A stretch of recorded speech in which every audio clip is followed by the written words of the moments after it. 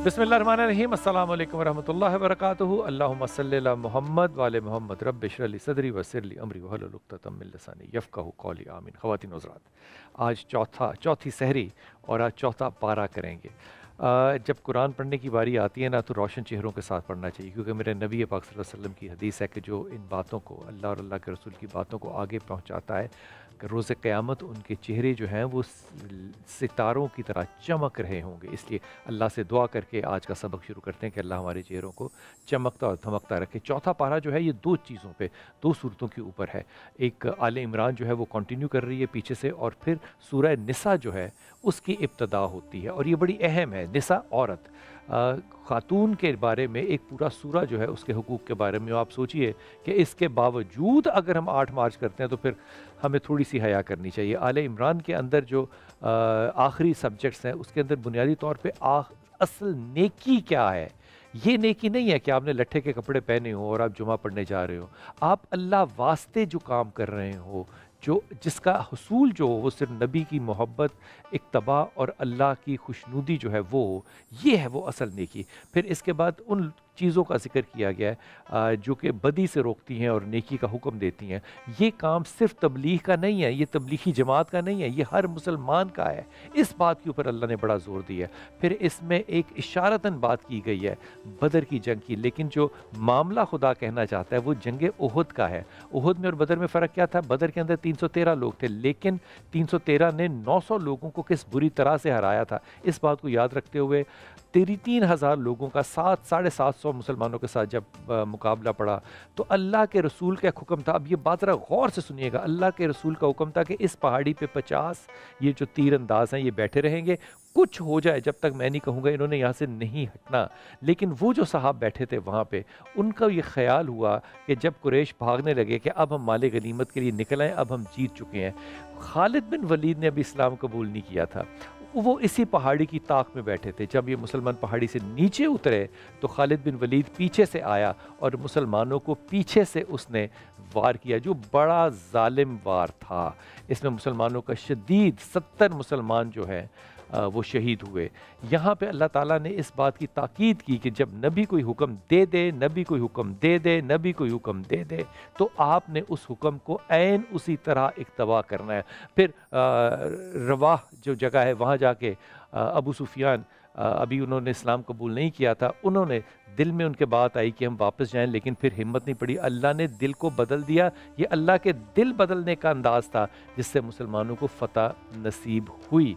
इसमें 70 शहीद मुसलमानों को दफन करने के बाद अल्लाह के रसूल ने हुक्म दिया कि तमाम सहाबा जो हैं वो अब वापस जाएंगे और कुरैश पे फिर हमला करेंगे। वो अपनी ज़ख्मी जिस्मों, टांगों, हाथों, टूटे असले के साथ सब तैयार हो गए कि क्योंकि हमें एहसास था गलती का कि हम जाएंगे और मारेंगे। लेकिन फिर अल्लाह ने इस इरादे को बदल दिया और मुसलमानों को एक छोटी सी शिकस्त फेस करने के बाद अल्लाह ताला ने बहुत बड़ी कामयाबी दी। और ये एक बहुत बड़ा सबक है कि जब नबी कोई बात कह दे तो नबी अपनी ज़ुबान से तो नहीं कहता, ये ख्याल और ये ज़ुबान सिर्फ अल्लाह की होती है। फिर सूरह निसा जो है इसमें 4 सब्जेक्ट्स हैं जिनको कि बहुत तफसील से डिबेट किया गया है। पहला है यतीमों के हकूक़, यतीम का माल खाना, आग से पेट भरना। ये आग दुनिया की आग नहीं है, ये क़यामत की, ये दोज़ख की आग है। यतीम का माल नहीं खा सकते, उसका हक़ नहीं मारा जा सकता। ये यतीम का एक बहुत बड़ा, ये जो यतीम नहीं थे वैसे गरीब थे, उनका हक़ नहीं था। उस वक्त कुरैश में तो यतीम के हक़ पे जब अल्लाह बात करे तो आप सोचें कि लोगों के पेट में कितना मड़ोड़ उठा होगा वहाँ पे। फिर अज़वाज की तादाद यानी कि बीवियाँ जो हैं वो 4 होंगी, क्योंकि उस ज़माने के अंदर तो ज़िंदा बेवा का एक रिवाज था। लोग शादियाँ करके छोड़ देते थे, ना तलाक देते थे, ना खुला का निज़ाम था, और तादाद मुतय्यन नहीं थी। अल्लाह ने तादाद को मुतय्यन किया। ये बड़ा अहम मौजू है ताकि ये इल्ज़ाम जो है ये मुसलमानों को डिफेंड ना करना पड़े कि जनाब 4 शादी हैं आपके। 50 शादियों से 4 शादियों का तयन किया और फिर उसके बाद शर्तें लगाई कि इसमें हकूक़ क्या होंगे, तमाम के हकूक़ क्या होंगे, किसी की तरफ जो फ़र्ज़ है किसी भी शौहर का वो कैसे पूरा होगा। इस पे ये बात भी ज़हन में रखिएगा कि मेरे नबी पाक सल्लल्लाहु अलैहि वसल्लम कहते थे कि अल्लाह मेरा दिल आयशा की तरफ झुकता है जिस पे मेरा काबू नहीं है, तू मेरी उस पर पकड़ ना करना। फिर इसमें औरतों की विरासत का, मिरास का बहुत बड़ा एक चैप्टर है जिसको डिस्कस किया गया है, क्योंकि ख़वातीन का तो कोई मिरास तो होना दूर की बात है, उनको पैदा होते ही दफन करने वाले ज़माने में जब जायदाद में उनका हिस्सा कायम किया गया تو پھر آج کے ہمارے جو عمرہ اور ذمہ داران لوگ ہیں ان کے لیے بہت بڑا سبق ہے کہ حضور اقدس میراث جو ہے یہ نہیں دو گے تو پھر میراث کا حساب قبر میں جا کے دو گے۔ پھر اس کے بعد محرم اور غیر محرموں کا جو سلسلہ ہے اس کے اوپر ایک بہت بڑا ڈیبیٹ ہے۔ ہمارے استاد محترم شیخ شجاع جو ہیں ان سے یہ باتیں تفصیل سے سنتے ہیں اور کیا خوبصورت بیان کرتے ہیں، اور ٹو دا پوائنٹ۔ اگر آپ کو میرے استاد وہاں پہ نظر نہیں آتے ان کے لہجے میں، ڈاکٹر اسرار صاحب، تو پھر تھوڑی سی میری مجبوری ہے، مجھے تعریف ضرور کرنی پڑے گی۔ شجاع بھائی جو ہیں یہ اپنے استاد کی طرح، اسرار صاحب کی طرح بنتے چلے جا رہے ہیں۔ اللہ تعالیٰ ان کے کلام کو اور ان کے علم میں اضافہ کرے اور قبول کرے۔ آئیے شیخ صاحب سے تفسیر پارہ نمبر 4 سنتے ہیں۔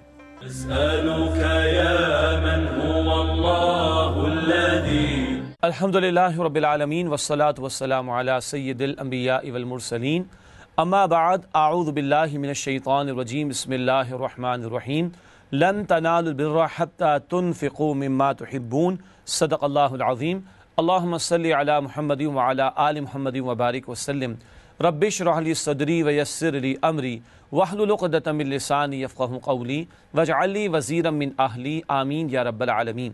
ناظرین کرام السلام علیکم ورحمۃ اللہ وبرکاتہ۔ پروگرام تعلیمات قرآن میں خوش آمدید کہتے ہیں آپ کو۔ آپ کے علم ہے کہ ہر نشست میں قرآن حکیم کے ایک پارے کے مضامین کا جائزہ ہم لیتے ہیں اور اہم ہدایات کو سمجھنے کی کوشش بھی کرتے ہیں۔ تعلیمات قرآن سیریز میں آج انشاءاللہ پارہ نمبر 4 یعنی چوتھے پارے کا ہم مطالعہ کریں گے۔ آئیے ہمیشہ کی طرح سب سے پہلے تعارف آپ کے سامنے رکھتے ہیں۔ تعارف کے حوالے سے پہلی بات ہے قرآن کریم کے پارہ نمبر 4 کا مطالعہ، یہ نقطہ ہمیشہ پہلے ہی بیان ہو جاتا ہے۔ اگلا نقطہ ہے تعارف کے حوالے سے سورہ آل عمران رکوع نمبر 10 تا 20 یعنی آیات 92 تا 200 کا مطالعہ پیش خدمت ہوگا انشاءاللہ۔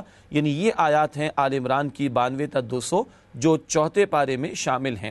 اس کے علاوہ سورۃ النساء رکوع نمبر 1 تا 3 یعنی آیات 1 تا 23 کا بھی ہم مطالعہ کریں گے، اور یہ سورہ نساء چوتھے ہی پارے میں اس کا آغاز ہو جاتا ہے اور اس کی 23 آیات چوتھے پارے میں شامل ہیں۔ اس کے بعد مقاصد مطالعہ کی طرف چلتے ہیں، یعنی لرننگ آبجیکٹیوز کیا ہیں، یہ ہمیشہ سیم رہتے ہیں ہمارے ہر پروگرام میں، لیکن بہرحال بیان کرتے ہیں آپ کے سامنے۔ مقاصد مطالعہ میں پہلی بات ہے پارہ نمبر 4 کی آیات کے مضامین کا جائزہ، اور مقصود یہ ہوتا ہے کہ نکات کی صورت میں پارے کا ایک اوور ویو ہمارے سامنے آ جائے۔ پھر منتخب آیات کا مطالعہ، چند آیات کا ہمیشہ انتخاب کیا جاتا ہے ہر پارے میں سے جن میں اکثر ہمارے لیے عملی رہنمائی اور ہدایات کا سامان ہوتا ہے۔ مزید برآں زیر مطالعہ آیات میں بیان شدہ اہم اوامر و نواہی کا تذکرہ ہمیشہ ہم کرتے ہیں، کیا کرنے کے کام اور کن کاموں سے روکا گیا، ڈوز اینڈ ڈونٹس، ان کا بیان بھی آج چوتھے پارے کے حوالے سے آپ کے سامنے رکھیں گے۔ بات کو آگے بڑھاتے ہیں اور چوتھے پارے کے مضامین کا جائزہ شروع کرتے ہیں۔ آل عمران کی آیت نمبر 92 سے چوتھے پارے کا آغاز ہوتا ہے۔ لکھا ہے نیکی کا مظہر اول محبوب شے کا انفاق۔ یہاں بتایا گیا کہ نیکی مکمل کب ہوگی، جب تم اپنی محبوب ترین شے کو اللہ کی راہ میں خرچ کرو۔ اللہ ہمیں انفاق کرنے کی توفیق عطا فرمائے۔ پھر آیات 93 تا 95 من گھڑت بات اللہ کی طرف منسوب کرنا ظلم ہے۔ یہ اہل کتاب خصوصاً یہود کی بھی حرکتیں تھیں، من چاہی باتوں کو دین کے طور پر اختیار کرتے اور کہتے کہ یہ اللہ کی طرف سے ہے، یہ بات ظلم ہے۔ پھر آیات 96 تا 97 عظمت کعبہ اور فرضیت حج۔ پہلا گھر جو اللہ کی عبادت کے لیے تیار ہوا، مقرر ہوا، وہ خانہ کعبہ، اور صاحب استطاعت لوگوں پر حج کی فرضیت کا بیان آیا ہے۔ اس کے بعد آیات 98 تا 101 اہل کتاب کی مسلمانوں سے دشمنی، اس کا تذکرہ ہوا۔ پھر آیات 102 تا 104 فوز و فلاح کے لیے سہ نکاتی لا عمل، بڑا جامع مقام، اس پر آگے بھی ہم بات کریں گے۔ تقوی اختیار کرے ہر بندہ مومن، قرآن کی رسی کو تھامو اور دوسروں کو مل جل کر نیکی کے دعوت و بدی سے روکو، یہ 3 ذمہ داریاں امت کی بیان کی گئی ہیں۔ اس کے بعد آیات 105 تا 109 روز قیامت کچھ چہرے روشن اور کچھ چہرے سیاہ ہوں گے، اللہ ہمیں روشن چہرے عطا فرمائے۔ پھر آیت نمبر 110 مقصد امت امر بالمعروف و نہی عن المنکر، اس امت کو کیوں برپا کیا گیا، نیکی کا حکم دینے اور بدی سے روکنے کے لیے۔ اس کے بعد سورہ آل عمران کی آیات 111 تا 112 امت ذلیل و رسوا کیوں ہوتی ہے، جب امت والی ذمہ داری کو ادا کرنا چھوڑ دے تو ذلت اور رسوائی اس کا مقدر بنتی ہے۔ آج بھی امت کی جو صورتحال ہے اس کا جواب اس مقام پر قرآن دے رہا ہے۔ اس کے بعد آیات 113 تا 115 ذلیل و رسوا امت میں بھی صالحین کا گروہ ہوتا ہے۔ یہ قرآن کا توازن ہے کہ اگر کچھ خیر بدترین لوگوں میں بھی کچھ لوگوں میں موجود ہے تو قرآن اس کو بھی ہائی لائٹ کرتا ہے. اور دعوت دین کے حوالے سے نقطہ بڑا قیمتی ہے کہ سامنے والے کی خوبیوں کو بھی آشکارا کیا جائے، اس کا ذکر کر کے ان کی دلجوئی کر کے ان تک دعوت پہنچائی جائے. اس کے بعد آیات 116 تا 120، اہل کتاب دشمن ہیں، ان سے دلی دوستی مت کرو. یہ بات تیسرے پارے میں بھی آئی تھی، یہاں بھی آئی کہ دلی دوستی مسلمان کی فقط مسلمان سے ہو سکتی ہے، کافروں سے دلی قلبی دوستی سے روکا گیا ہے. اس کے بعد آیات 121 تا 127، اللہ کی طرف سے نصرت کی بشارت، اہل ایمان جو ڈٹے رہیں اللہ کے دین کے لیے. اور پھر غزوہ احد کا بیان بھی یہاں پر شروع ہوتا ہے. تو اللہ کی خاطر مخلص ہو جاؤ تو اللہ کی مدد تمہارے شامل حال ہوگی، اللہ کی نصرت تمہارے شامل حال ہوگی. اس کے بعد آیات 128 سے 129، ہدایت دینے کا اختیار صرف اللہ کا ہے، جس کو چاہے ہدایت دے دے، جس کو چاہے گمراہ کر دے، یہ اختیار بندوں کا نہیں اللہ کا ہے. ناظرین کرام، اس کے بعد سورہ آل عمران کی آیت نمبر 130، سود مرکب یعنی کمپاؤنڈ انٹرسٹ کی حرمت. البقرہ میں سود مفرد یعنی سمپل انٹرسٹ کی ممانعت بھی ہے، وہ آیات بعد میں آئی. یہ آیت پہلے آئی تھی، انٹرسٹ جو کہ کمپاؤنڈ ہے پہلے اس کی ممانعت، اور پھر سود مفرد یعنی سمپل انٹرسٹ کی ممانعت قرآن نے البقرہ میں عطا فرمائی. پھر آیات 131 سے 133 اہل ایمان کے لیے قیمتی ہدایات، اور یہ بھی بتایا گیا کہ جنت والوں کی صفات کیا ہوتی ہیں. آیات 134 سے 136 متقی کون ہیں، متقین کی صفات بیان کی گئی اور جنت والوں کا بھی ذکر ہوا ہے. پھر آیات 137 سے 138 حصول ہدایت کے دو ذرائع بیان ہوئے، تاریخ سے عبرت اور آیات قرآنیہ سے فیض. آیات قرآنی سے ایمان ملتا اور بڑھتا ہے، اور تاریخی واقعات جو قرآن بیان کرتا ہے ان سے عبرت کا بھی سامان ہوتا ہے. پھر آیت نمبر 139 مسلمانوں کا عروج ایمان سے مشروط ہے، قلبی حقیقی ایمان دلوں میں ہو تو اللہ فرماتے تم ہی غالب رہو گے. آیات 140 سے 143 اہل ایمان ہمت نہ آرے. غزوہ احد کا بیان ہے، مسلمانوں کو پھر نقصان بھی اٹھانا پڑا. اس وقتی نقصان کے تعلق سے اللہ تعالیٰ تسلی دے رہے ہمت نہ ہارو، تم نے بھی تو بدر میں 70 ان کے قتل کیے تھے. آیت نمبر 144 سورہ آل عمران، نبی صلی اللہ علیہ وسلم کے مشن سے وابستگی رکھو، اللہ کے دین کی نصرت میں لگے رہو. آیت نمبر 145 موت کا وقت طے شدہ ہے. ایسے نہیں کہ قتال کے میدان میں اتر ہی کر موت آئے گی، بلکہ جو جہاں ہے اس کو اس کے وقت پر ہی معین وقت پر موت آ جائے گی. آیات 146 سے 148 اللہ والے اللہ کی راہ میں جنگ کرتے ہیں، اللہ والے میدان عمل میں اترتے ہیں، باطل کی آنکھوں میں آنکھیں ڈال کر بات بھی کرتے ہیں، اور جنگ کا موقع آتا ہے تو جنگ بھی کرتے ہیں. البتہ اللہ والوں کی جنگ اللہ کے کلمے کی سربلندی کے لیے ہوا کرتی ہے. پھر آیات 149 سے 151 کافروں کا مشن مسلمانوں کو ایمان کی دولت سے محروم کرنا، خصوصاً یہود کا معاملہ کہ جو ہمارے استاد ڈاکٹر اسرار احمد صاحب رحمۃ اللہ علیہ کے بقول اگر ایک بلی کی دم کٹ جائے وہ چاہے گی باقی ساری بلیوں کی دم کٹ جائے. اگر ایک بلی کی دم کٹ گئی واپس تو نہیں آ سکتی نا، اب وہ بلی چاہے گی سب کی کٹ جائے، کیوں؟ اس کی کٹی ہوئی نمایاں نظر آ رہی. تو یہود تو ایمان سے دور ہو گئے، اب چاہتے مسلمانوں کو بھی ایمان سے دور کر دیں معاذ اللہ. اس کے بعد آیت نمبر 152 نظم کی خلاف ورزی فتح شکست میں بدل گئی. غزوہ احد کا بیان، ایک خاص مقام پر کچھ ساتھیوں کو نبی علیہ السلام نے متعین کیا اور وہاں سے ہٹنے سے منع فرمایا، ایک خطا ہوئی اور پھر 70 مسلمان شہید ہوئے. نظم ڈسپلن کی خلاف ورزی ہوئی. مقامی ایک امیر جن کو اللہ کے رسول علیہ السلام نے مقرر کیا تھا، جب ان کی بات نہیں مانی گئی تو پھر یہ خلاف ورزی کے نتیجے میں ایک بڑا نقصان اٹھانا پڑا. اس کے بعد آیت نمبر 153 مشکلات پر مشکلات کی حکمت تاکہ تم اور کندن بن سکو. مشکلیں اتنی پڑی مجھ پہ کہ آسان ہو گئیں، مصائب سے گزار کر تربیت کرائی جا رہی ہے. آیت نمبر 154 موت کا وقت ہی نہیں جگہ بھی طے ہے. قرآن کہتا ہے جہاں کہیں بھی تم ہوگے موت تمہیں آ لے گی. پھر آیت نمبر 155 بزدلی گناہوں کی وجہ سے پیدا ہوتی ہے. یہ گناہوں کی نحوست ہے جو آدمی کو بزدل بنا دیتی ہے. گناہ ایمان کو کم یا ختم کر دیتا ہے، اور جب ایمان دل میں نہیں تو بندہ پھر باطل کے مقابلے میں واقعتاً کھڑا نہیں ہو سکتا. اس کے بعد آیات 156 تا 158 اللہ کے راستے کی موت دنیا و ما فیہا سے بہتر ہے. جو اللہ کی راہ میں قتل یعنی شہید ہو گیا اس کو تو قرآن کہتا ہے حیات جاودہ عطا ہوتی ہے. آیت نمبر 159 ہے امیر جماعت کے لیے ہدایت. خطاب اللہ کے رسول علیہ السلام سے ہے، مگر ہر دور کے اہل ایمان کے جو ذمہ داران ہیں ان کو ہدایت دی جا رہی ہے لنت لہم، نرمی کا معاملہ کرنا اور لوگوں سے درگزر کرنا، ساتھیوں کو مشورے میں شامل کرنا تاکہ سینس آف پارٹیسپیشن ان کے اندر ڈیولپ ہو۔ پھر آیت نمبر 160، فیصلہ کن شے اللہ کی مدد ہے، اگر اللہ تمہاری مدد فرمائے کوئی تم پر غالب نہیں آ سکتا، قرآن کہتے ہیں اس مقام پر، اور اگر اللہ اپنی مدد کا ہاتھ تم سے ہٹا لے تو پھر بتاؤ اس کے بعد کون تمہاری مدد کرے گا۔ پھر آیات 161 تا 163، نبی صلی اللہ علیہ وسلم کی دیانت داری اور اخلاص مسلم ہے، آپ تو اللہ کے پیغمبر، خطاؤں سے بھی پاک، اور سب سے بڑھ کر اللہ کی فرما برداری کرنے والے اور اہل ایمان کے ساتھ عمدہ رویہ اختیار کرنے والے، آپ کے اخلاص کا ذکر ہوا۔ پھر آیت نمبر 164، نبی صلی اللہ علیہ وسلم نے صالحین کی جماعت کیسے تیار کی، 4 باتوں کا ذکر آیا، قرآن کی آیات کی تلاوت، قرآن کے ذریعے تزکیہ، قرآن کے احکام کی تعلیم، اور لوگوں کو حکمت اور دانائی کی باتیں جو قرآن نے بیان فرمائی وہ سکھانا۔ قرآن کے ذریعے محنت کر کے صحابہ کی وہ جماعت اللہ کے نبی علیہ السلام نے تیار کی جو بدر میں بھی اتری، اور اللہ نے ان کو غلبہ دین کے لیے قبول فرمایا، جد و جہد کے لیے، اور اللہ نے ان کی نصرت بھی فرمائی۔ پھر آیات 165 تا 168، احد میں شکست کی وجہ اور حکمت۔ وجہ تو ایک یہ بھی تھی کہ اپنے مقامی امیر کی بات نہ مانی، لیکن حکمت کیا تھی، ایسا موقع آیا تبھی تو 70 صحابہ شہید ہوئے۔ یہ مواقع آتے ہیں تو جام شہادت نوش کرنے کا موقع بھی ملتا ہے۔ پھر آیات 169 تا 171، شہداء کے لیے انعامات، اللہ کی راہ میں قتل یعنی شہید ہو جانے والوں کو ہمیشہ کی زندگی عطا ہوتی ہے اور اللہ کے ہاں سے انہیں رزق بھی عطا ہوتا ہے، ارشاد ہو رہا ہے اس مقام پر۔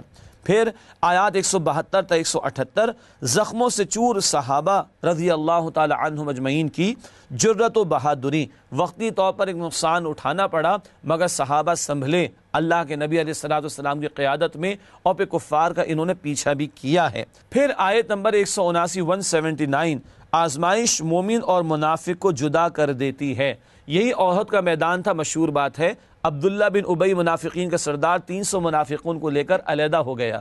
تو یہ ایسے مواقع آتے تو کھڑے کھوٹے کا فیصلہ ہوتا ہے، ایمان والے اور منافقین جدا جدا ہو کر سامنے آ جاتے ہیں۔ اس کے بعد اگلا مقام اور اگلی آیت نمبر 180 آل عمران، بخل روز قیامت گلے کا طوق ہوگا، یہ یہود کی طرف بھی اشارہ، اور وہ لوگ کہ جو مال بچا بچا کر رکھیں اللہ کی راہ میں خرچ نہ کریں، کل یہ گلے کا طوق ہوگا، جہنم میں عذاب دیا جا رہا ہوگا۔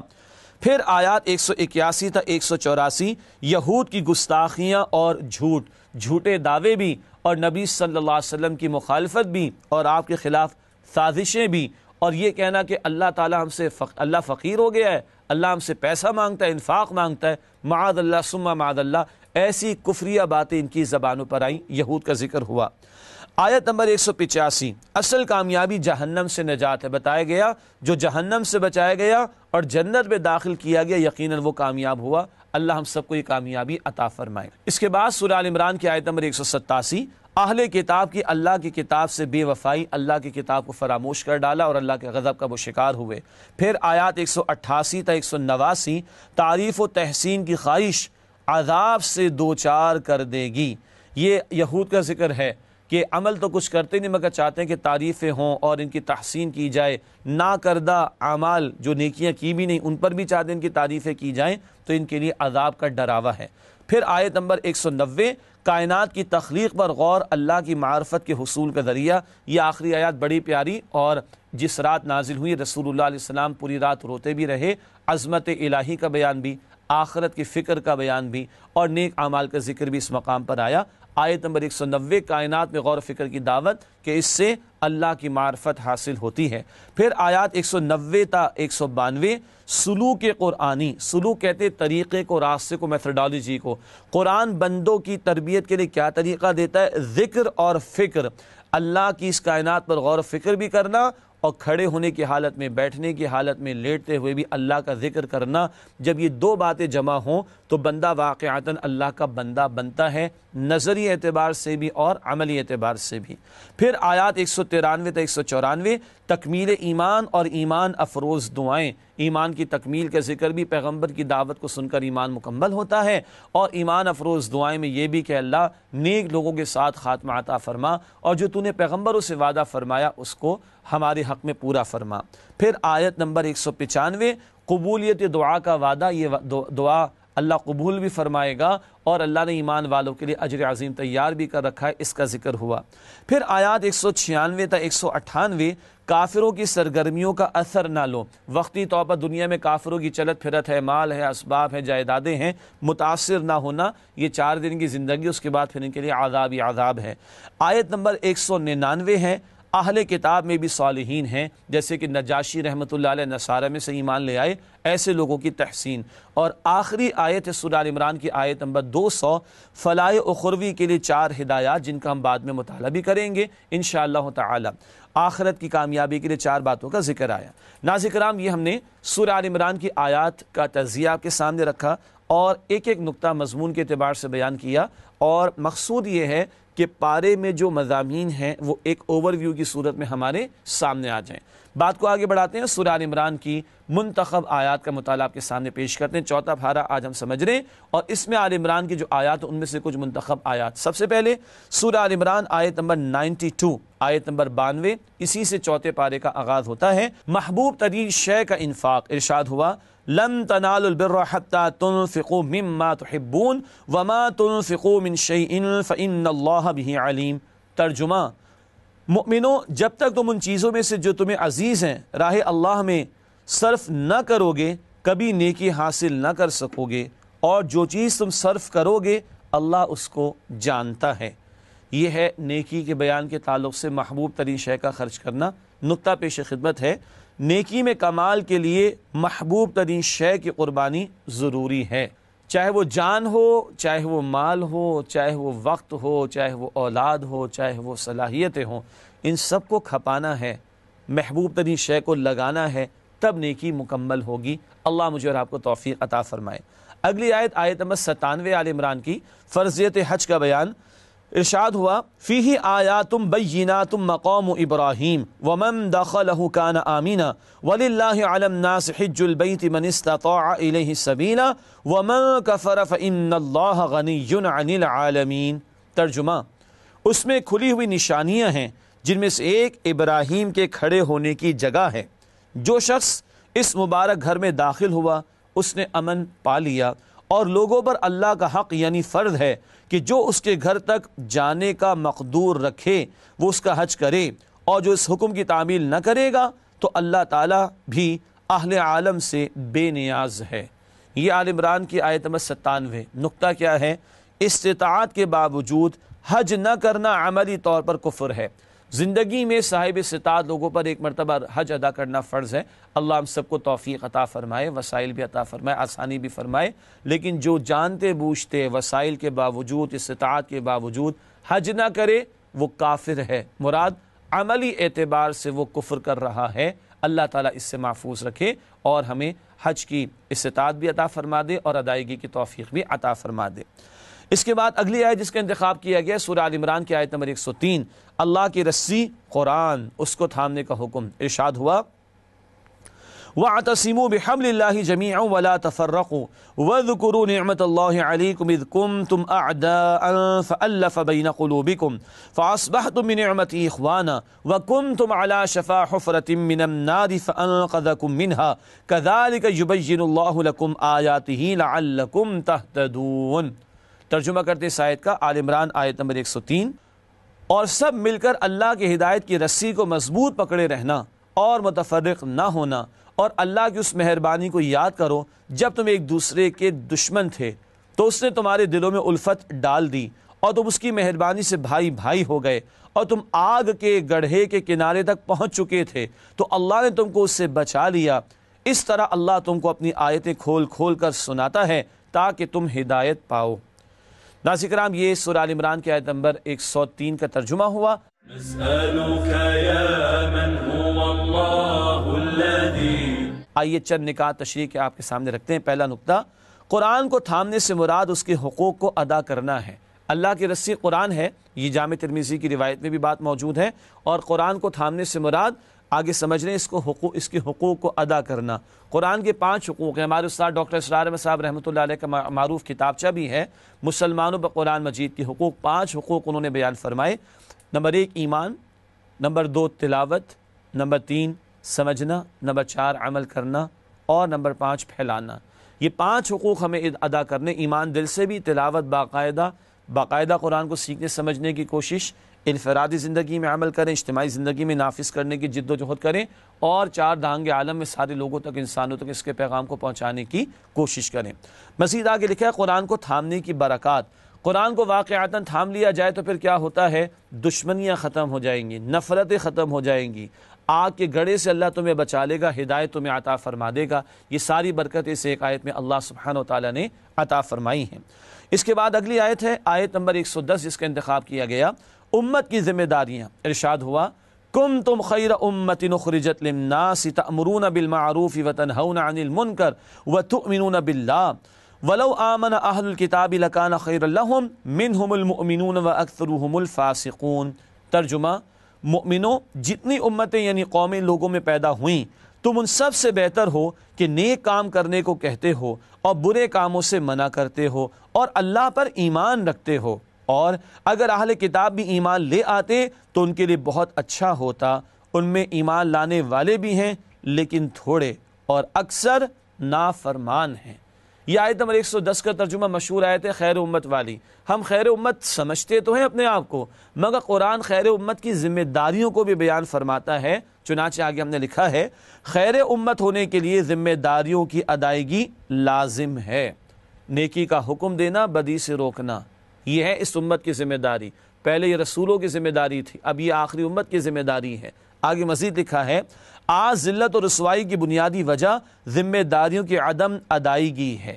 یہ نیک عمل کرنے کی دعوت دینا، خیر کی دعوت دینا اور امر بالمعروف کرنا، نہی عن المنکر کے فریضے کو انجام دینا، آج جب امت نے اس فریضے کو ترک کیا تو جو امت کی صورتحال ہے آج کشمیر اور فلسطین اور افغانستان اور عراق، پہلے چیچنیا اور بوسنیا اور پھر اب برما اور نہ جانے دنیا کے کونوں میں کہاں کہاں جو ظلم و ستم مسلمانوں پر ہو رہا ہے، جو خون ہمارا پانی سے زیادہ سستا ہو گیا اور بہایا جا رہا ہے، یہ خیر امت کے ساتھ ہوتا ہے۔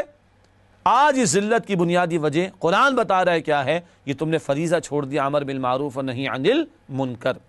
اگلی آیت جس کا انتخاب کیا گیا وہ بھی بڑا پیارا مقام ہے، آیت ہے آل عمران کی 159، امیر اور ذمہ داروں کے لیے ہدایات۔ یہ امیر سے مراد کسی جماعت کا امیر، ذمہ دار کہیں بھی اجتماعیت میں ذمہ دار ہوں، ان کے لیے ہدایات۔ ارشاد ہوا فَبِمَا رَحْمَةٍ مِّنَ اللَّهِ لِنْتَ لَهُمْ وَلَوْ كُنْتَ فَظًّا غَلِيظَ الْقَلْبِ لَانفَضُّوا مِنْ حَوْلِكَ فَاعْفُ عَنْهُمْ وَاسْتَغْفِرْ لَهُمْ وَشَاوِرْهُمْ فِي الْأَمْرِ فَإِذَا عَزَمْتَ فَتَوَكَّلْ عَلَى اللَّهِ إِنَّ اللَّهَ يُحِبُّ الْمُتَوَكِّلِينَ۔ ترجمہ کرتے ناظرین کرام، اس آیت کا ارشاد ہوا اے نبی صلی اللہ علیہ وسلم، اللہ کی مہربانی سے آپ کی افتاد مزاج ان لوگوں کے لیے نر واقع ہوئی ہے، اور اگر آپ بدخو اور سخت دل ہوتے تو یہ آپ کے پاس سے بھاگ کھڑے ہوتے، تو ان کو معاف کر دیجئے اور ان کے لیے اللہ سے مغفرت مانگیے اور اپنے کاموں میں ان سے مشورہ کیجئے، اور جب کسی کام کا عزم مصمم کر لیں تو اللہ پر بھروسہ رکھیں، بے شک اللہ بھروسہ رکھنے والوں کو دوست رکھتا ہے۔ ناظرین کرام، یہ ترجمہ سورہ آل عمران آیت نمبر 159 کا۔ بہت قیمتی ہدایات، غزوہ بدر بھی پس منظر میں ہے مگر عمومی اعتبار سے آپ کے سامنے بات کو رکھتے ہیں۔ پہلی بات، نرمی، شفقت اور دعا کا اہتمام۔ کیوں؟ یہ سب لوگ والنٹیئرز ہیں، یہ پیڈ لوگ نہیں ہیں، اور جو والنٹیئرز ہوں جماعتوں کے اندر، دینی جماعتوں کے اندر، ان کو تو جوڑے رکھنے کی ضرورت ہے، اس کے لیے نرمی بھی، شفقت بھی، اور ان کے لیے دعا کا اہتمام بھی۔ اگلی بات، مشورے میں شریک کرنا۔ کیوں؟ تاکہ لوگوں کا احساس ہو کہ ہماری بھی کوئی حیثیت ہے اور ہمیں بھی ویٹیج دی جاتی ہے، ہم سے بھی پوچھا جاتا ہے، ہم سے بھی معلوم کیا جاتا ہے، ایک سینس آف پارٹیسپیشن لوگوں میں ڈیولپ ہوگا۔ البتہ امیر مشورہ لے گا، لوگ مشورہ دیں گے، مگر فیصلہ امیر نے کرنا ہے۔ اس کے تعلق سے بتایا اللہ پر توکل۔ جب مشورے کے بعد ایک رائے قائم کر لی امیر نے، تو اب اللہ کا نام لے کر اس پر عمل درآمد کر ڈالے۔ یہ جماعتی زندگی کے لیے بڑی قیمتی ہدایات ہیں جو اس مقام پر عطا کی گئی ہیں۔ اگلی آیت ہے سورہ آل عمران آیت نمبر 160۔ ارشاد ہوا، اللہ کی مدد کے تعلق سے بات آ رہی ہے، إِن يَنْصُرْكُمُ اللَّهُ فَلَا غَالِبَ لَكُمْ وَإِن يَخْذُلْكُمْ فَمَنْ ذَا الَّذِي يَنْصُرُكُمْ مِنْ بَعْدِهِ وَعَلَى اللَّهِ فَلْيَتَوَكَّلِ الْمُؤْمِنُونَ۔ ترجمہ، اور اگر اللہ تمہارا مددگار ہے تو تم پر کوئی غالب نہیں آ سکتا، اور اگر وہ تمہیں چھوڑ دے تو پھر کون ہے کہ تمہاری مدد کرے، اور مؤمنوں کو چاہیے کہ اللہ ہی پر بھروسہ رکھیں۔ ناظرین کرام، اللہ کی نصرت کے حصول کا طریقہ بتایا جا رہا ہے۔ اس حوالے سے نقطہ پیش خدمت ہے، اللہ کی مدد کے حصول کا ذریعہ اس کے دین کی نصرت کرنا ہے۔ یہ بات سورہ محمد صلی اللہ علیہ وسلم آیت نمبر 7 میں بھی آئی ہے۔ یہاں بتایا جا رہا ہے اللہ مدد فرمائے کوئی تم پر غالب نہیں آئے گا۔ اللہ کی مدد کیسے ملے گی؟ وہ سورہ محمد صلی اللہ علیہ وسلم کی آیت نمبر 7 میں ہے، تم اللہ کے دین کی نصرت کرو گے تو اللہ تمہاری مدد فرمائے گا۔ یہ آج ہمارے مسائل کا حل بھی ہے۔ اس کے بعد آخری جس آیت کا انتخاب کیا گیا ہے وہ آل عمران کی آخری ہی آیت ہے، آیت نمبر 200۔ جامع ہدایات، 4 ہدایات اس مقام پر عطا ہوئیں۔ یا ایھا الذین آمنوا اصبروا وصابروا ورابطوا واتقوا اللہ لعلکم تفلحون۔ ترجمہ، اے اہل ایمان، کفار کے مقابلے میں ثابت قدم رہو اور استقامت رکھو اور مورچوں پر جمے رہو اور اللہ سے ڈرو تاکہ مراد حاصل کر سکو۔ یہ 4 ہدایات یہاں پر عطا کی گئیں، اللہ کی خاطر صبر کرنا، اور ایک لفظ آیا وصابروا۔ آئیے اس کو سمجھتے ہیں۔ صابرو کا لفظ مصابرت سے ہے، یعنی دوسروں سے بڑھ کر صبر کرنا۔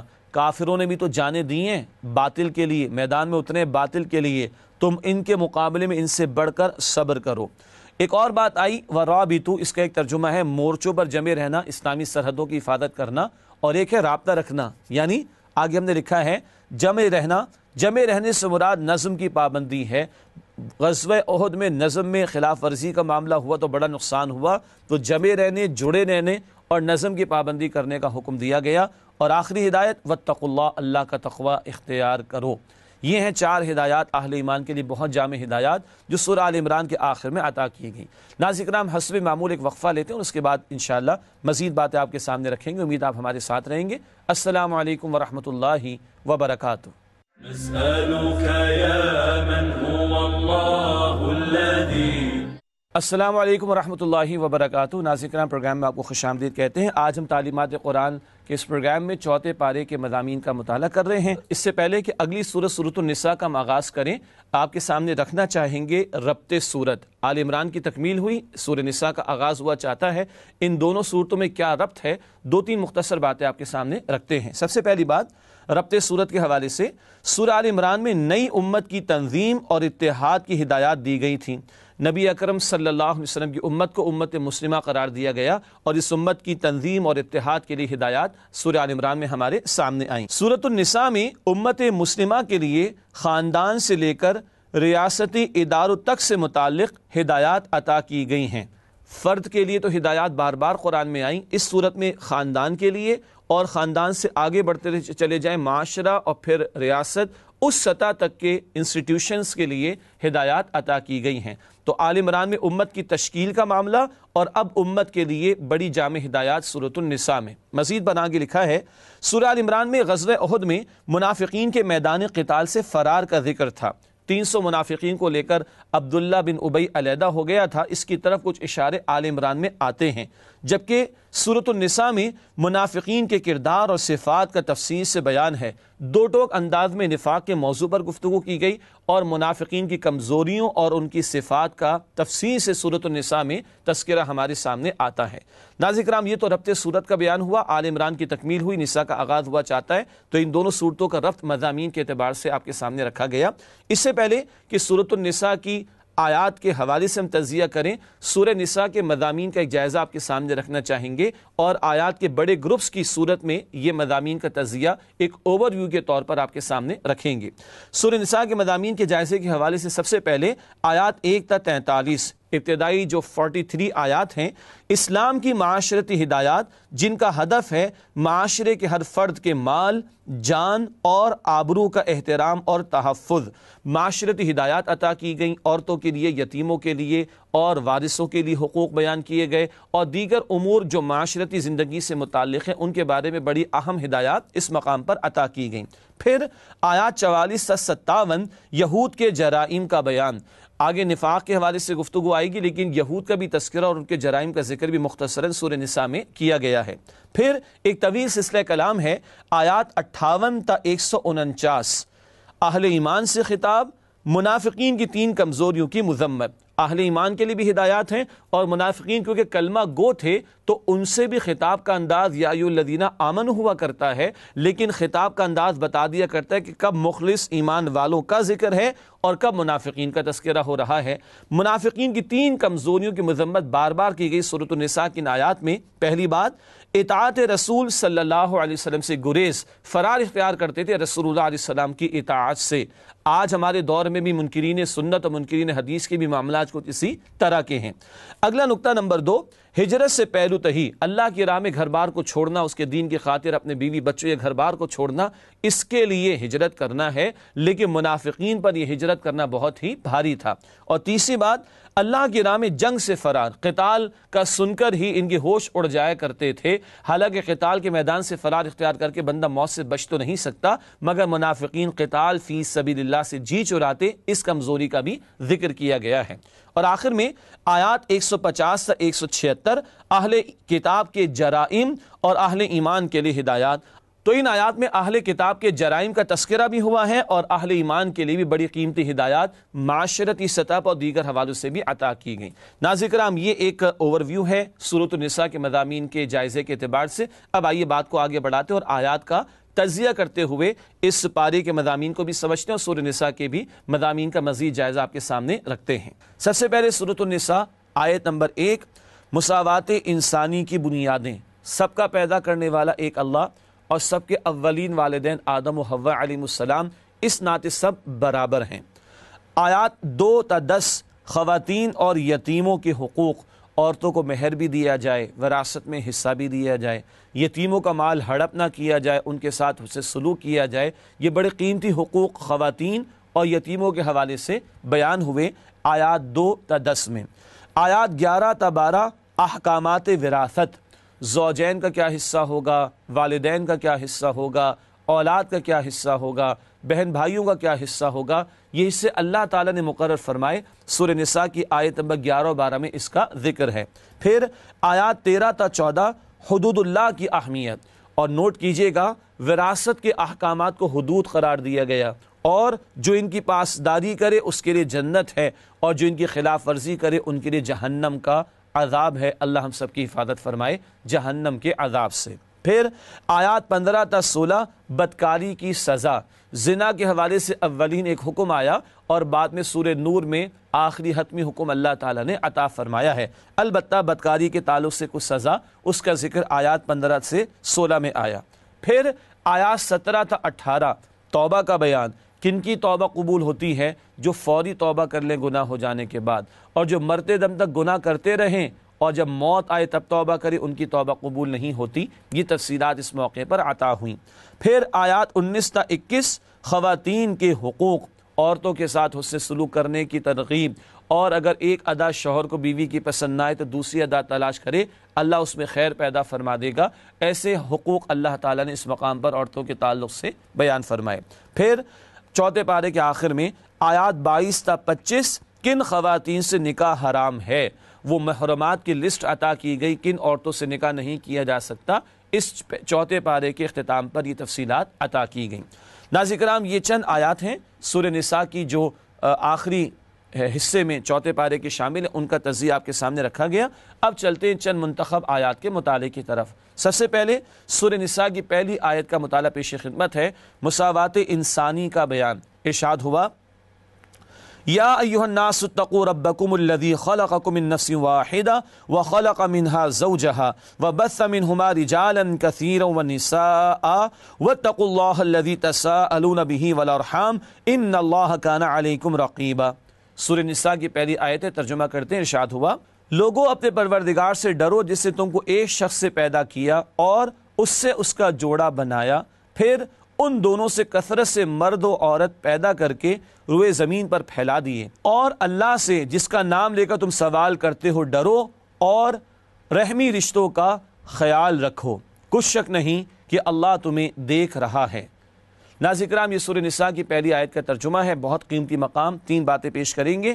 سب کا خالق ایک اللہ، سب کے والدین آدم و حوا علیہ السلام اس ناطے سب برابر ہیں۔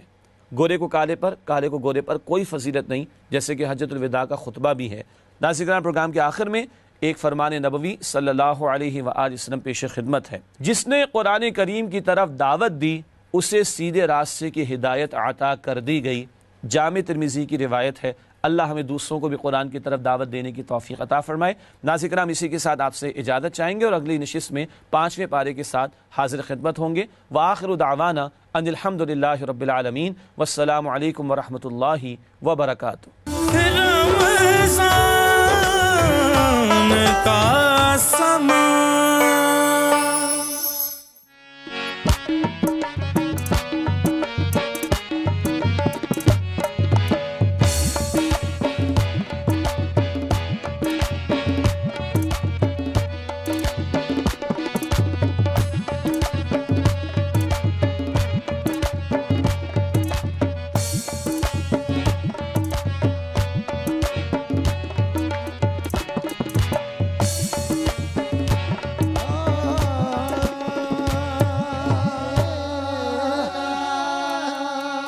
سیاہ گیسوں والے سیاہ کا روح میں، سیاہ گیسوں والے سیاہ کا روح میں، کرم کرم میرے آقا، گناہ گار ہوں میں، تو یا نبی نصر کرم فرمانا، یا نبی فرمانا، یا نصر کرم فرمانا، نظر کرم فرمانا، یا نبی نصر کرم فرمانا، اے حسنین کے نانا، اے حسنین کے نانا، حسنین کے نانا، اے حسنین کے نانا، حسنین کے نانا، اے حسنین کے نانا، یا نبی نصر کرم فرمانا، نظر کرم فرمانا، جب تم نہ سنو گے تو میری کون سنے گا، تم نہ سنو گے تو یا رسول اللہ، تم نہ سنو گے تو میری کون سنے گا، اور جب تم نہ کرو گے تو کرم کون کرے گا، نظر کرم فرمانا، نظر کرم فرمانا، جو کربلا گیا اس نور عین کا صدقہ، اس نور عین کا صدقہ، جو کربلا گیا اس نور عین کا صدقہ، کربلا کا اس نور عین کا صدقہ، ملا نہ پانی سے اس حسین کا صدقہ، نظر کرم فرمانا، نظر کرم فرمانا، شبیر و شبر کے لیے، شبیر و شبر کے لیے، شبیر و شبر کے لیے، شبیر و شبر کے لیے، معصوم اصغر کے لیے، معصوم اصغر کے لیے، معصوم اصغر کے لیے، معصوم اصغر کے لیے، سجدے میں جو سر کٹ گیا، سجدے میں جو سر کٹ گیا، ہاں سجدے میں جو سر کٹ گیا، للہ سر کے لیے، یا نبی نظر کرم فرمانا، ہاں نظر کرم فرمانا، بڑی دور مدینہ تورا، بڑی دور مدینہ تورا، بڑی دور مدینہ تورا، بڑی دور مدینہ تورا، یہاں جیا نہ لاگے مورا، بیٹھی ہوں میں آس لگائے، آقا بیٹھی ہوئے آس لگائے، آس لگائے، موری کس دن ہوگی حاضری مولا جیون گیتا جائے، یا نبی نظر کرم فرمانا، یا نبی نصر کرم فرمانا، اے حسنین کے نانا، اے حسنین کے نانا، حسنین کے نانا، اے حسنین کے نانا، زہرا پاک کے صدقے، زہرا پاک کے صدقے ہم کو طیبہ میں بلا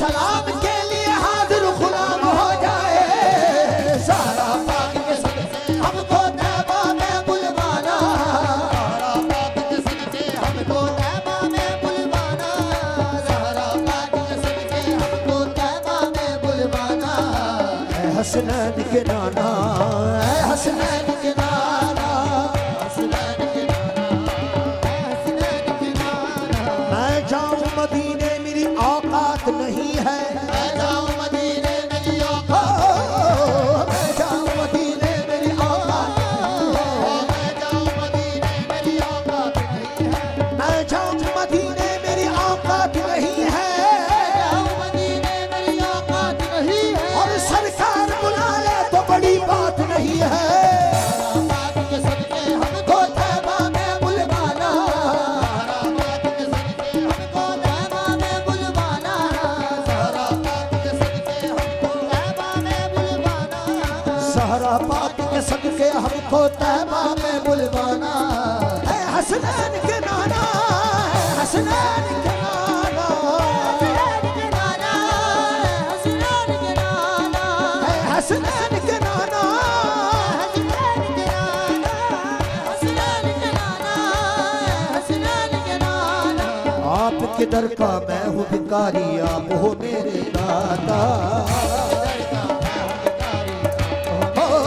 आपके दर का मैं हूँ भिखारी आप हो मेरे दाता आपके दर का मैं हूँ भिखारी आप हो मेरे दाता सारे रिश्ते नातों से है प्यारा अपना नाता रिश्ते नातों से है प्यारा अपना नाता रिश्ते नातों से है प्यारा अपना नाता आपको तो आका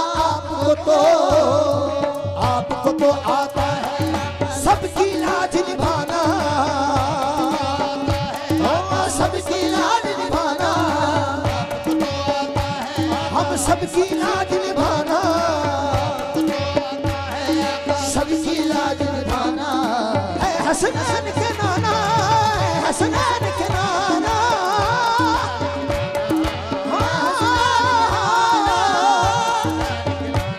ओ है हसनैन के नाना ओ है हसनैन के नाना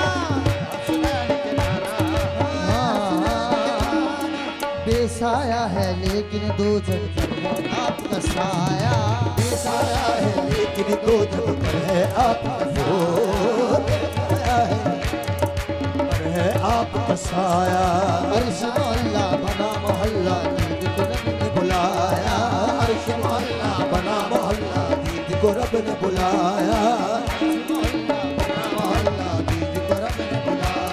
और हश्र तलकना होगा किसी का ऐसा आना जाना होगा किसी का ऐसा आना जाना आना ऐसा आना जाना होगा किसी का ऐसा आना जाना होगा किसी का ऐसा आना जाना हसनैन के नाना है हसनैन के नाना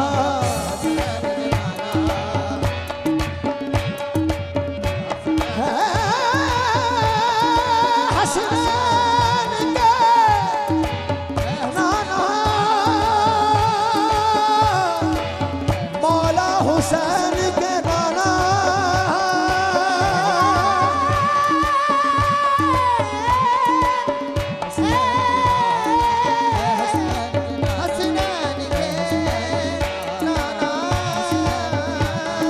हसन हुसैन के नाना हुसैन के नाना हसन हुसैन के नाना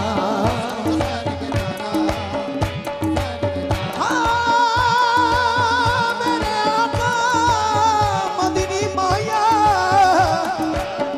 अरबी ढोला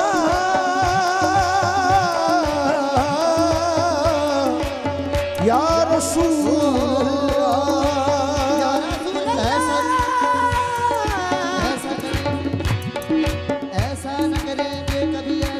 ऐसा न करेंगे कभी ऐसा न करेंगे ऐसा न करेंगे कभी ऐसा न करेंगे कभी ऐसा न करेंगे मर جائیں گے ایمان کا سودا نہ کریں گے مر جائیں گے ایمان کا سودا نہ کریں گے مر جائیں گے ایمان کا سودا نہ کریں گے مر جائیں گے ایمان کا سودا نہ کریں گے جنت میں مسلمان کوئی جا نہیں سکتا جنت میں مسلمان کوئی جا نہیں سکتا جنت میں کوئی جا نہیں سکتا مسلمان کوئی جا نہیں سکتا جب تک میرے سرکار اشارہ نہ کریں گے یا نبی کرم فرمانا یا نبی نظر کرم فرمانا یا نبی نصر کرم فرمانا اے حسنین کے نانا اے حسنین کے نانا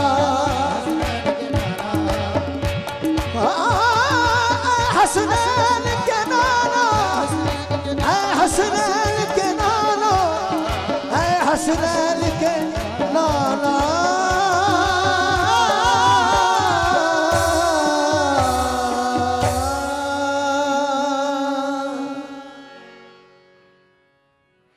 بسم اللہ الرحمن الرحیم۔ سیدہ کے صدقے میں طیبہ میں بلوانا، یہی موضوع ہے جس پہ کہ آج انشاءاللہ بات کریں گے اپنے علماء کرام سے۔ مثنوی رومی میں مولانا نے ایک بڑا اچھا حدیث کا ذکر کیا ہے۔ میں مولانا رومی کی مثنوی اس لیے کہہ رہا ہوں کیونکہ باقی روایتوں کے اندر یہ بات نہیں ملتی۔ وہ حضرت آدم علیہ السلام کا وہ واقعہ جس میں کہ آدم علیہ السلام جو ہیں وہ جب جنت سے نکال دیے گئے، یہ بھی ایک بڑا خوبصورت واقعہ ہے کہ حضرت آدم علیہ السلام کی تخلیق جو ہے وہ کس طرح سے کی۔ کھنکھناتی مٹی تو عام طور پہ کہتے ہیں، پھر اللہ تعالیٰ یہ بھی فرماتے ہیں کہ وہ بدبودار مٹی تھی اور ہر جگہ کی مٹی تھی۔ پھر وہ سانپ کے منہ میں بیٹھ کے شیطان جو ہے وہ آیا اور اس نے ان کو بہکایا۔ خیر بہکانا بھی وہ رضامندی خداوند سے، لیکن بہرحال مختصر کرتا ہوں اس بات کو کہ آپ جب باہر آئے نکل آئے تو اب آپ اپنی توبہ کے لیے کچھ باتیں سوچ رہے تھے کہ میں کیسے کروں، شرمندگی کا اظہار کیسے اللہ سے کروں۔ تو آدم علیہ السلام کہتے ہیں کہ میں نے آسمان پہ دیکھا کہ اللہ نے مجھے لکھا دکھایا لا الہ الا اللہ محمد رسول اللہ۔ کہتے ہیں جب میں نے لفظ محمد پڑھا تو مجھے اس بات کا اللہ نے گمان دیا کہ میری آنے والی نسل میں کوئی ایسا شخص ضرور ہوگا جس کی نسبت اور جس کے وسیلے سے اللہ چاہتا ہے کہ میں اپنے گناہ کی توبہ کروں، اور اللہ نے میرے اس گناہ کی توبہ کو قبول کیا۔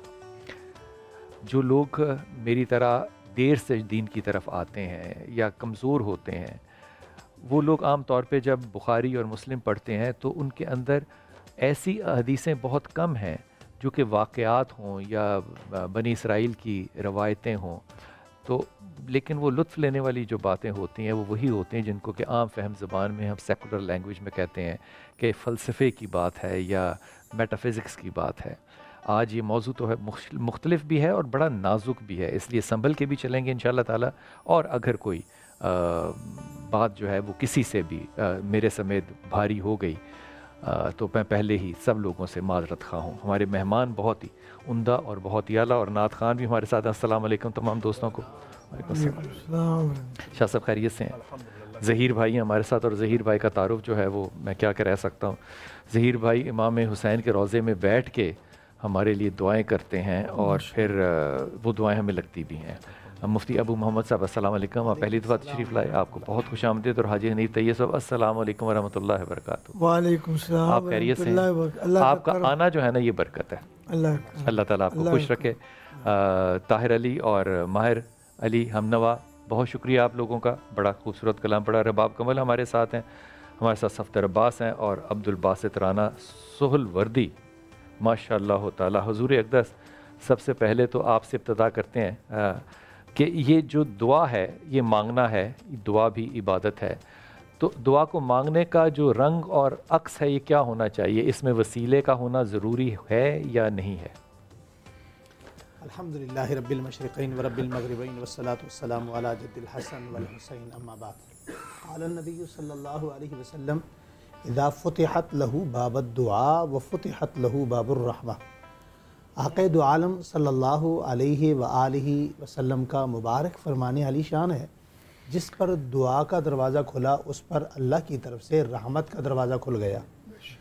اور قرآن کریم میں دعا نہ مانگنے والے کے لیے جو مذمت آئی ہے وہ ان الفاظ میں آئی ہے، ادعونی استجب لکم ان الذین یستکبرون عن عبادتی سیدخلون جہنم داخرین۔ اللہ کہتے ہیں جو مجھ سے دعا نہیں مانگے گا میں اسے رسوا کر کے متکبرین میں شامل کر کے اسے جہنم میں داخل کروں گا۔ یہ اب دعا رسوا جو مانگنے اللہ کے- کرے گا دعا نہ مانگنے والے کو، یہ دنیا میں کرے گا یا آخرت میں؟ آخرت میں، آخرت، دنیا میں نہیں کرے گا۔ دنیا میں دعا کے 3 اصول رکھے ہیں اللہ تعالیٰ جل شانہ نے۔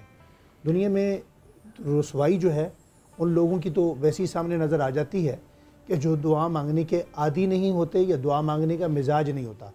دوسرا، ہمارے ہاں جو دعا مانگی جاتی ہے لیکن وہ شاید ابو محمد culture اگر wise- تجربہ دیکھیں تو ہم نے ان تمام لوگوں کو بڑا باعزت دیکھا ہے جن کے ہاں دعا کا تصور بھی نہیں ہے، جی جی لیکن اللہ تعالیٰ نے ان کو دنیا میں بڑی عزت دی ہے۔ جی جی اس چیز کا تعلق آخرت سے ہے، اچھا، اس رسوائی کا تعلق آخرت سے ہے، دنیا سے کیونکہ نہیں ہے۔ متصل بات فرمایا جہنم داخرین، اس ٹھیک۔ جہنم کا ذکر ہے۔ تو دعا دین اسلام کے اندر وہ عمل ہے جو حضرت آدم علیہ السلام سے چلی ہے، جب قیامت تک مقدر چلی۔ لکھ دیا، چل آپ نے کیونکہ دعا پہ بات کریں اس لیے باتیں صرف لے کے، اگر مقدر لکھ دیا گیا ہے جی۔ اور اللہ نے لکھا ہے یا نہیں لکھا؟ جی جی لکھا ہے نا۔ جب مقدر لکھ دیا گیا ہے اور میرا ہر سانس جو ہے وہ بھی متعین ہے اور خدا نے متعین کیا ہے، تو پھر دعا کیوں؟ مقدر کا دعا کے ساتھ کوئی تعلق نہیں ہے، دعا کا مقدر سے تعلق نہیں؟ مقدر سے تعلق نہیں۔ کس سے مقدر- تعلق ہے؟ میں عرض کرتا ہوں، مقدر یہ ہے کہ اللہ جل شانہ نے رزق لکھ دیا ہے، ساری چیزیں لکھ دی ہیں۔ تو میں بڑھانے کی اب دعا نہیں کر سکتا؟ اب اس کو بڑھانے کی جو دعا ہے، دعا کا تعلق بڑھانے سے نہیں ہے، دعا کا تعلق برکت سے ہے۔ اب رزق کی جو برکتیں ہیں وہ اللہ نے دعا میں رکھی ہیں، رزق کا جو سکون ہے وہ اللہ نے دعا میں رکھا ہے۔ رزق بہت دیکھیں، سارے لوگ برکت کھاتے یہ ہیں۔ ہے کہ میرے پاس 1 کلو چاول ہوں اور وہ 20 لوگ کھا لیں، جی یہ برکت ہے۔ جی جی لیکن اگر میں 2 کلو چاول کی دعا کروں تو وہ نہیں کرنی چاہیے مجھے؟ 2 کلو کی دعا کرنی چاہیے، تو یہ تو لیکن بڑھانے کی دعا ہے نا نہیں- پھر۔ میں عرض کر رہا ہوں، دعا نہیں ہوگی تو رزق کروڑوں میں بھی ہوگا، برکت نہیں ہوگی۔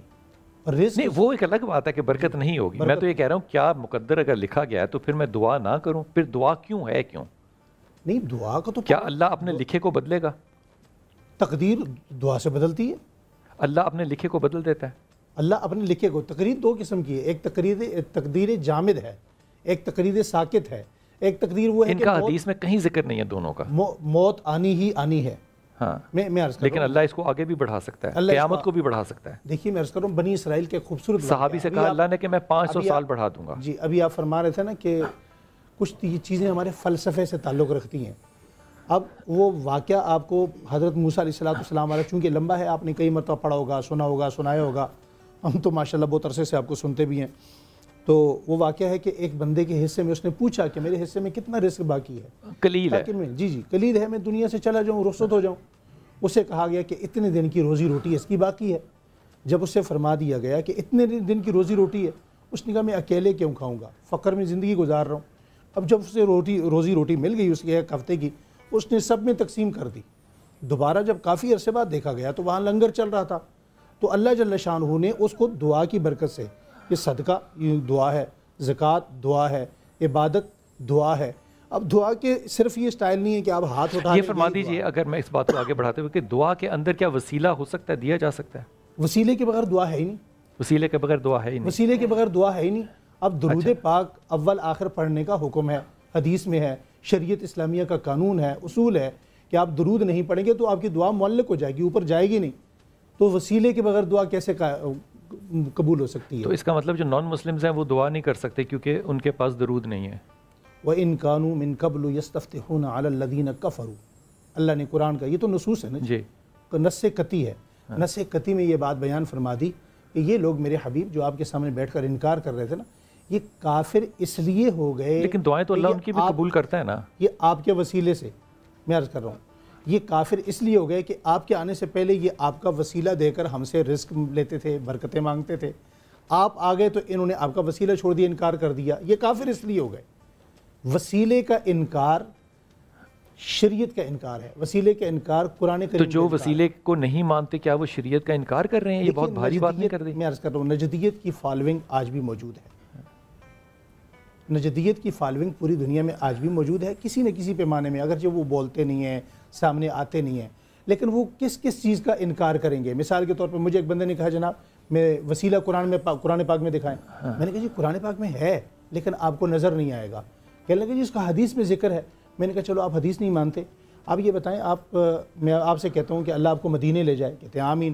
میں نے کہا آپ کی برکت سے اللہ مجھے لے جائے، کہتے ہیں آمین۔ میں نے کہا آپ اپنی برکت پہ تو آمین کہہ رہے ہیں، آپ وہاں کی برکت کا انکار کر رہے ہیں۔ اچھا، آپ یہ اس آرگومنٹ حاجی صاحب آپ اس بارے میں کیا رائے رکھتے ہیں؟ بسم اللہ الرحمن الرحیم والصلاۃ والسلام علیک یا سیدی یا رسول اللہ صلی اللہ علیہ وسلم۔ اللہ تعالیٰ جزائے خیر دے، بہت اچھا ٹاپک دین کو سمجھنے کے لیے آپ نے کیا ہے۔ اس میں کوئی شک نہیں کہ اگر دعا کرنے والے کو اپنی دعا مقبول کروانی ہے تو پھر وہ وسیلہ اس میں ضرور ڈالے گا۔ حضرت نے جو آپ کے سامنے حدیث شریف پڑھی، اس کے راوی سیدنا فاروق اعظم رضی اللہ تعالیٰ عنہ ہیں۔ فرماتے ہیں کہ جس نے درود پہلے درود نہیں پڑھا دعا سے اور بعد میں پھر نہیں پڑھا، اس کی دعا معلق بین السماء والارض ہوگی، اس لیے پڑھنا چاہیے۔ ابھی جو ہم قوالی سن رہے تھے، ہم ابھی مولانا نے مثال دی، اس میں کیا ہوتا، ہم ایک دوسرے کے وسیلے سے، ایک آدمی نے آج مجھے فون کیا مدینہ شریف سے، جی میں نے کہا فلاں بندہ بہت بری حالت میں ہے، آپ جانا اور روضہ رسول پہ حاضری دینا اور سیدنا امیر حمزہ رضی اللہ تعالیٰ کے مزار پر بھی حاضری دینا اور اس بندے کی صحت یابی کے لیے دعا مانگنا۔ تو دعا میں حاضری میں وسیلے کی بات ہے۔ ابھی حسنین کریمین کے حوالے سے، خاتون جنت کے حوالے سے اس وقت بات ہو رہی تھی کہ ہمیں بلایا جائے وہاں، تو ظاہر ہے کہ یہ پوری دنیا کا پریکٹیکل۔ تو حاج صاحب پھر سوال یہ پیدا ہوتا ہے نا، میں ابھی شاہ صاحب کی طرف نہیں جا رہا، کہ جو لوگ وسیلے کے تصور کو نہیں مانتے وہ بھی تو پکے مسلمان ہیں نا، ان کو ہم کمزور مسلمان تو نہیں کہہ سکتے، یا ان کو شرکیہ بات تو نہیں کہہ سکتے، یا ان کو کفر کا فتویٰ تو نہیں لگا سکتے نا، تو پھر وہ کس منطق کے تحت نہیں مانتے؟ کیونکہ کفر کا فتویٰ لگانے کو تو بہت زیادہ شریعت نے محتاط رویہ اختیار کرنے کا مجھے آپ سب کو حکم دیا ہے۔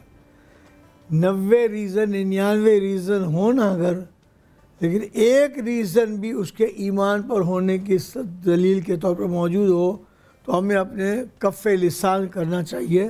کس بات پہ وسیلے کو نہ ماننے والے نہیں مانتے، یہ سوال کر رہا ہوں آپ سے۔ نہیں، میں یہ عرض کر رہا ہوں کہ وسیلہ نہ ماننے والے، وہ کہتے ہیں کہ خدا سے آپ براہ راست ہاں وہ تو تقریباً تمام باتوں پر وہ یہ کہتے ہیں جب خدا کہہ رہا ہے کہ ریپ نہیں مانگو، ہے اس لیے میں ان کو ریپ کر رہا ہوں۔ نہیں، خدا وہ کہتے ہیں نا کہ خدا نے کہا ہے مانگو، ہاں تو نہ مانگنے والے سے ناراض بھی ہوتا ہے تو مانگو، اور نہ مانگنے والے کو ایک وعید بھی سناتا ہے، تو ہمیں مانگنی چاہیے۔ لیکن خدا نے کہیں یہ نہیں کہا۔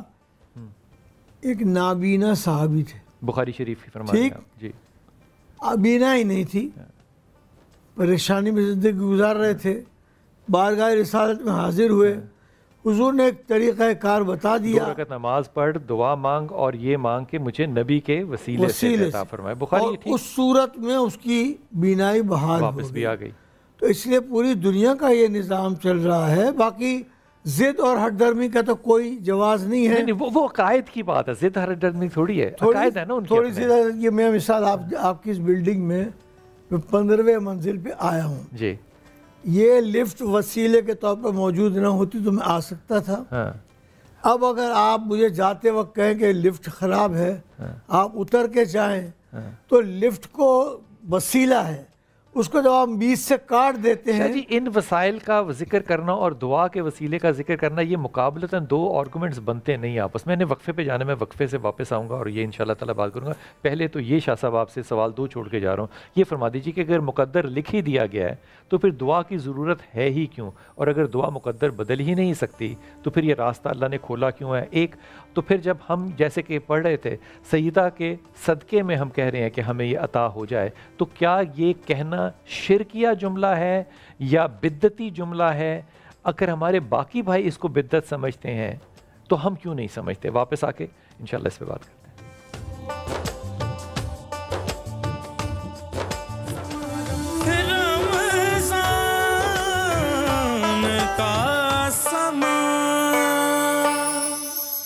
تمہارے در پہ آیا ہے سوال یا رسول اللہ، ذرا نظر کرم کیجئے، ذرا نظر کرم کیجئے میرے آقا رسول اللہ، تمہارے در پہ آیا ہے سوال رسول اللہ۔ سنا ہے بھیک ملتی ہے جہاں آپ کے در سے، سنا ہے گھر سخاوت کا چلن ہے آپ کے گھر سے، تو پھر رہ جائے کیوں خالی، تو پھر رہ جائے کیوں خالی میرا کاسا رسول اللہ تمہارے در پہ آیا ہے، سوالی یا رسول اللہ۔ او گھٹن میرے گناہوں کی مجھے سونے نہیں دیتی، مگر مایوس الفت آپ کی ہونے نہیں دیتی، ہے رحمت آپ کے در کی، ہے رحمت آپ کے در کی میرا یا رسول اللہ تمہارے در پہ آیا ہے، سوالی یا رسول اللہ۔ اور کشادہ ہوگی دو عالم سے میری تنگ دامانی، قسم اللہ کی ٹھکرا دوں میں تخت سلیمانی، اگر حسنین کا دے دے، اگر حسنین کا دے دے مجھے صدقہ رسول اللہ تمہارے در پہ آیا ہے، سوالی یا رسول اللہ۔ اگر حسنین کا دے دے، اگر حسنین کا دے دے مجھے صدقہ رسول اللہ تمہارے در پہ آیا ہے، سوالی یا رسول اللہ۔ میلاد مصطفیٰ تیرا جب میں مڑاواں گا، ماہ شعبان وچ ہر سال سارا گھر سجاواں گا، آوے نوروز خوشیاں دا، آوے نوروز خوشیاں دا، میرے گھر وچ سما ہوئے، مولا میرا بھی گھر ہوئے، اتھے علمان ہوئے، مولا میرا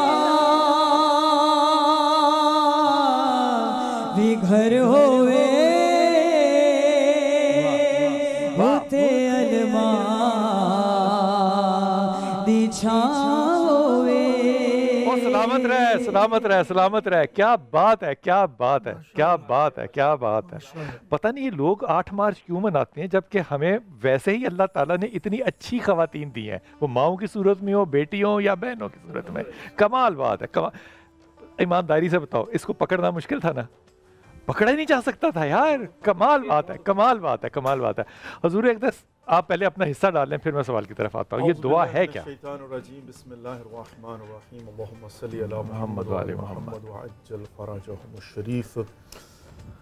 موضوع بہت ہی خوبصورت بھی ہے، سینسٹیو بھی ہے اور امپورٹنٹ بھی ہے، بے شک، اور معاشرے کی ضرورت بھی ہے، اور اس کو کھول کر بیان کرنے کی بھی ضرورت ہے، بے شک۔ لیکن میں اب تک کی جو گفتگو ہے اسی کے حوالے سے 2-3 باتیں جو ہیں وہ جلدی سے عرض کرنے کی کوشش کرتا ہوں، اور آن ٹاپ جو ہے اس کے اندر میں ڈیفینیٹلی اپنا ورژن جو ہے وہ بیان کرنے کی کوشش کروں گا جو ہماری روایات کے مطابق ہے۔ اور آٹومیٹکلی یہ جو قصص ہیں، جتنے بھی واقعات ہیں، ان کے اندر ڈیفینیٹلی کنفیوژنز کو دور کرنے ہی کا در حقیقت وسیلہ ہوتا ہے۔ بے شک، بے شک۔ سب سے پہلے یہاں سے شروع کرتے ہیں کہ حضرت آدم علیہ السلام جب ان کی خلقت ہو گئی، وَإِذْ قَالَ رَبُّكَ لِلْمَلَائِكَةِ إِنِّي جَاعِلٌ فِي الْأَرْضِ خلیفہ، جب پروردگار نے اعلان کر دیا، ملائکہ نے اعتراض کیا، اور پروردگار نے انی عالم ما لا تعلمون کہہ تو دیا، لیکن اس کے بعد کیا ہوا تھا؟ وَعَلَّمَ آدَمَ الْأَسْمَاءَ كُلَّهَا ثُمَّ عَرَضَهُمْ عَلَى الْمَلَائِكَةِ فَقَالَ أَنبِئُونِي هَؤُلَاءِ إِن كُنتُمْ صَادِقِينَ۔ پروردگار نے اسماء کا علم حضرت آدم علیہ السلام کو دیا اور ثم عرضهم بعین ہی ملائکہ کے سامنے پیش کیا اور کہا کہ اگر تم اپنے دعوے میں سچے ہو اور اگر تم کینڈیڈیٹ ہو اور تمہیں میرے کینڈیڈیٹ پر اعتراض ہے تو تم بھی بتاؤ کیا ہے کیا نہیں ہے۔ انہوں نے کہا لا علم لنا الا ما علمتنا، ہاتھ کھڑے کر دیے کہ آج اتنا کمپیوٹر کی طرح فیڈ کر دیا، اتنا ہی پتہ، اپنی مرضی سے ہم کچھ سوچ نہیں سکتے۔ حضرت آدم علیہ السلام نے وہاں پر کیا کیا تھا کہ جس کی وجہ سے وہ مسجود ملائکہ اور خلیفۃ اللہ قرار پائے؟ وہ کیا تھا کہ اللہ رب العزت نے جو آسمان پر لکھے ہوئے اسماء دکھائے اور جو جاب ڈسکرپشن تھی حضرت آدم کو پتا تھا، تو حضرت آدم علیہ السلام نے اسماء کو دیکھا اور استنباط اور استدلال کیا۔ وہ کیا تھا؟ ڈیڈکشن کی۔ استنباط اور استدلال اصل میں کیا ہے کہ یہاں پر جو ہے نا استنبات اور استدلال، کمپیوٹر اپنی مرضی سے تو کچھ نہیں کر سکتا نا، جو ڈیٹا ہے اسی کو ٹیبولیٹ کرے گا، لیکن استنبات اور استدلال کیا ہے کہ آپ کے پاس ڈیٹا دے دیا، اس سے آپ نے اخراج کرنی ہے ایک چیز نا، بیٹھ کر سوچ کر۔ حضرت آدم علیہ السلام نے اسماء کو دیکھا اور دیکھنے پر کہا پروردگار میں جانتا ہوں کہ میرا جاب یہ ہے کہ میں تیرا تعارف دنیا کو کرواؤں، اور اسماء کیا تھے؟ محمد مصطفیٰ کا نام تھا، علی مرتضیٰ کا نام تھا، فاطمہ زہرا کا نام تھا، حسن مجتبیٰ کا تھا، حسین سید الشہداء کا تھا۔ تو پروردگار نے، حضرت آدم نے کہا پروردگار تیری معرفت کروانی ہے، تو نے مجھے یہ اسماء دکھا دیے، اب میں دنیا کو بتاؤں گا کہ محمد کو دیکھ کے پہچانو محمود کیسا ہے۔ ہائے ہائے ہائے ہائے ہائے ہائے ہائے ہائے، سبحان اللہ یار کیا بات ہے، محمد کو دیکھ کے پہچانو محمود کیسا ہے۔ علی کو دیکھو علی العالی کیسا ہے، فاطمہ کو دیکھو فاطر السماوات والارض کیسا ہے۔ تو یہاں پر جب حضرت آدم علیہ السلام نے امام حسن اور امام حسین کے حوالے سے تعارف کروا دیا، اب بن گئے مسجود ملائکہ، ٹھیک ہو گیا۔ اب یہاں پر ہم یہ کہتے ہیں کہ انہی کے صدقے میں تو در حقیقت حضرت آدم علیہ السلام کو خلافت الہیہ ملی ہے، اسی پر تو فوقیت ہے۔ آپ کی روایتیں یہ کہتی ہیں، ہماری روایت یہ کہتی ہے، پورا قصہ جو ہے نا وہ یہ ہے۔ اچھا، اس کے بعد حتیٰ یہ بھی ہے کہ یہ اسماء بعد میں بھی نور کی صورت میں لکھے ہوئے حضرت آدم کو دکھا بھی دیے گئے تھے، وہ ایک الگ سٹوری ہے، لیکن آگے چلتے ہیں۔ آگے چل کے اب آپ کے سوال کا سمپل سا جواب کہ اس کے بغیر کیا ہو سکتا ہے، حضرت آدم کی سنت کو دیکھیے کیا ہے۔ اب جب حضرت آدم نے ترک اولا کیا، ہم اس کو گناہ نہیں کہتے، معصیت نہیں کہتے، ہم یہ کہتے ہیں ترک اولا کیا، تو اس پر جب حضرت آدم علیہ السلام نے، در حقیقت اس میں بھی یہ تھا کہ حضرت حوا کہیں اور تھی، حضرت آدم کہیں اور تھے، تو حضرت آدم کا رونا جو ہے، جہاں پر وہ دوری بہشت تھیں، وہاں پر بی بی حوا کی بھی دوری جو ہے تنگ کر رہی تھی حضرت آدم علیہ السلام کو۔ اب گریہ ازاری ہے، تو پروردگار نے فیصلہ کیا کہ اب حضرت آدم علیہ السلام کی دعا کو قبول کر کے اس مصیبت سے نجات دے۔ جبرائیل آئے، کہا یا نبی اللہ، یا نبی اللہ، یاد ہے پروردگار نے آسمانوں پر لکھے ہوئے نام دکھائے تھے؟ کہاں یاد ہے؟ کہا یا نبی اللہ وقت آ گیا ہے کہ اب ان کے صدقے میں خدا سے دعا کرو تاکہ آپ کی دعا قبول کی جائے۔ اور یہاں پر ہے، یہ اما ہوا کی دعا ہے، نہیں، فَتَلَقَّ آدَمَ رَبِّهِ كَلِمَاتٍ فَتَابَ عَلَيْهِ، ٹھیک۔ حضرت آدم کو اللہ رب العزت نے کلمات کا علم دیا جس پر آدم کی توبہ قبول ہوتی ہے، فتاب علیہ، یہ قرآن کی آیت ہے۔ تو یہاں پر پھر حضرت آدم نے کیا کہا؟ یا محمود بحق محمد، یا علی بحق علی، یا فاطر السماوات بحق فاطمہ، یہ امام زین العابدین کی روایت ہے، یا محسن بحق الحسن، یا قدیم الاحسان بحق حسین علیہ السلام۔ یہ امام زین العابدین کی امام جعفر صادق سے روایت چلی ہے، بالکل، یہ تو تمام تر کتب کے اندر جو ہمارے ہاں موجود ہے، آپ کے ہاں موجود تو یہاں پر حضرت آدم علیہ السلام، پہلی بات کہ بغیر ان کے جب آدم علیہ السلام کی پہلی ہی دن قبول دعا نہیں ہوتی تو میں اور آپ کیا چیز ہے؟ نمبر ایک، یہ تو کلیئر ہو گیا۔ اب میں آگے چلتا ہوں، آپ کا یہ بڑا خوبصورت سوال ہے کہ بھی اگر یہ بات ہے تو جو دعا نہیں مانگتے، جو دعا کو نہیں مانتے، ان کو کیا پروردگار نہیں دیتا؟ تو یہاں پر دو جنبے ہیں، ایک ہے ماننے والا اور مانگنے والا، ایک ہے دینے والا۔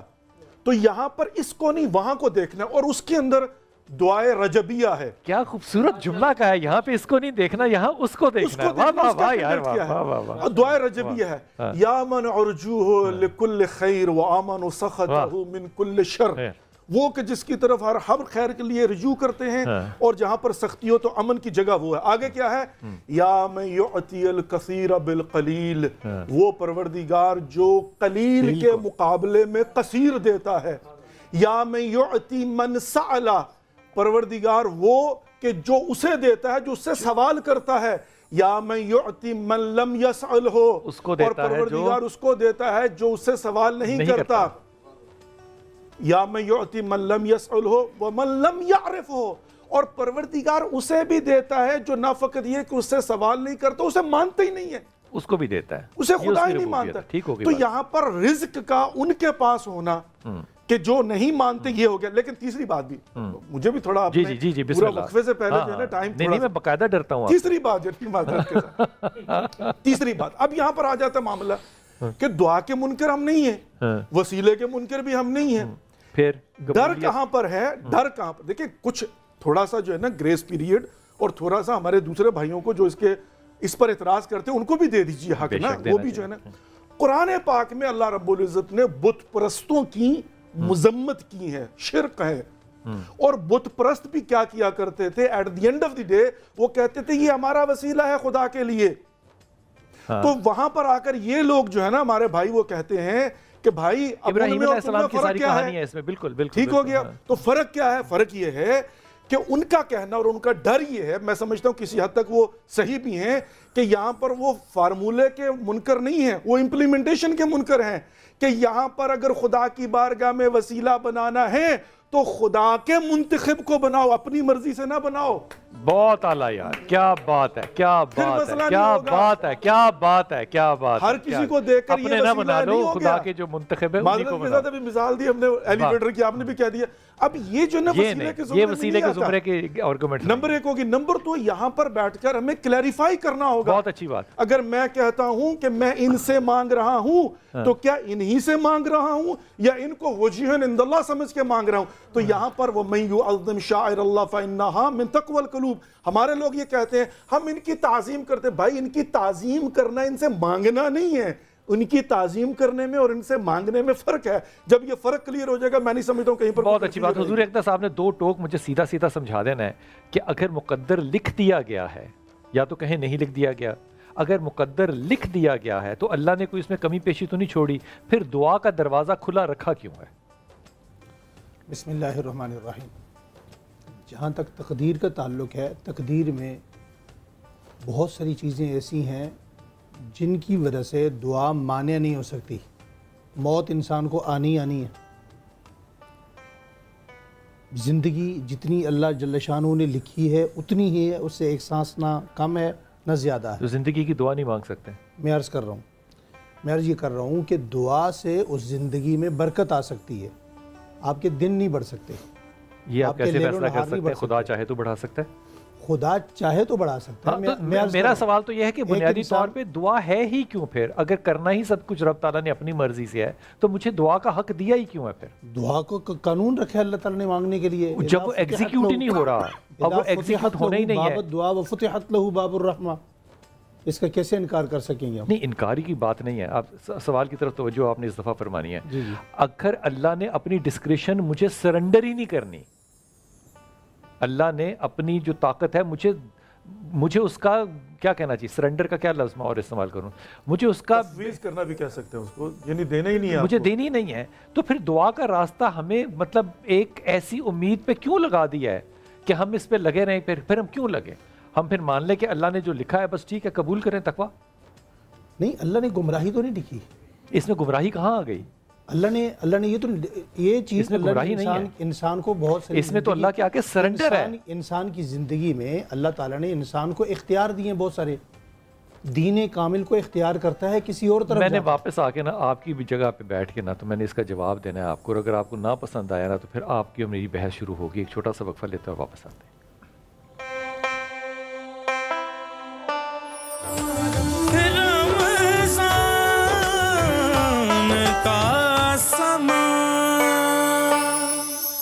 تو بنجتن کا غلام ہوں میں، غلام ابن غلام ہوں میں،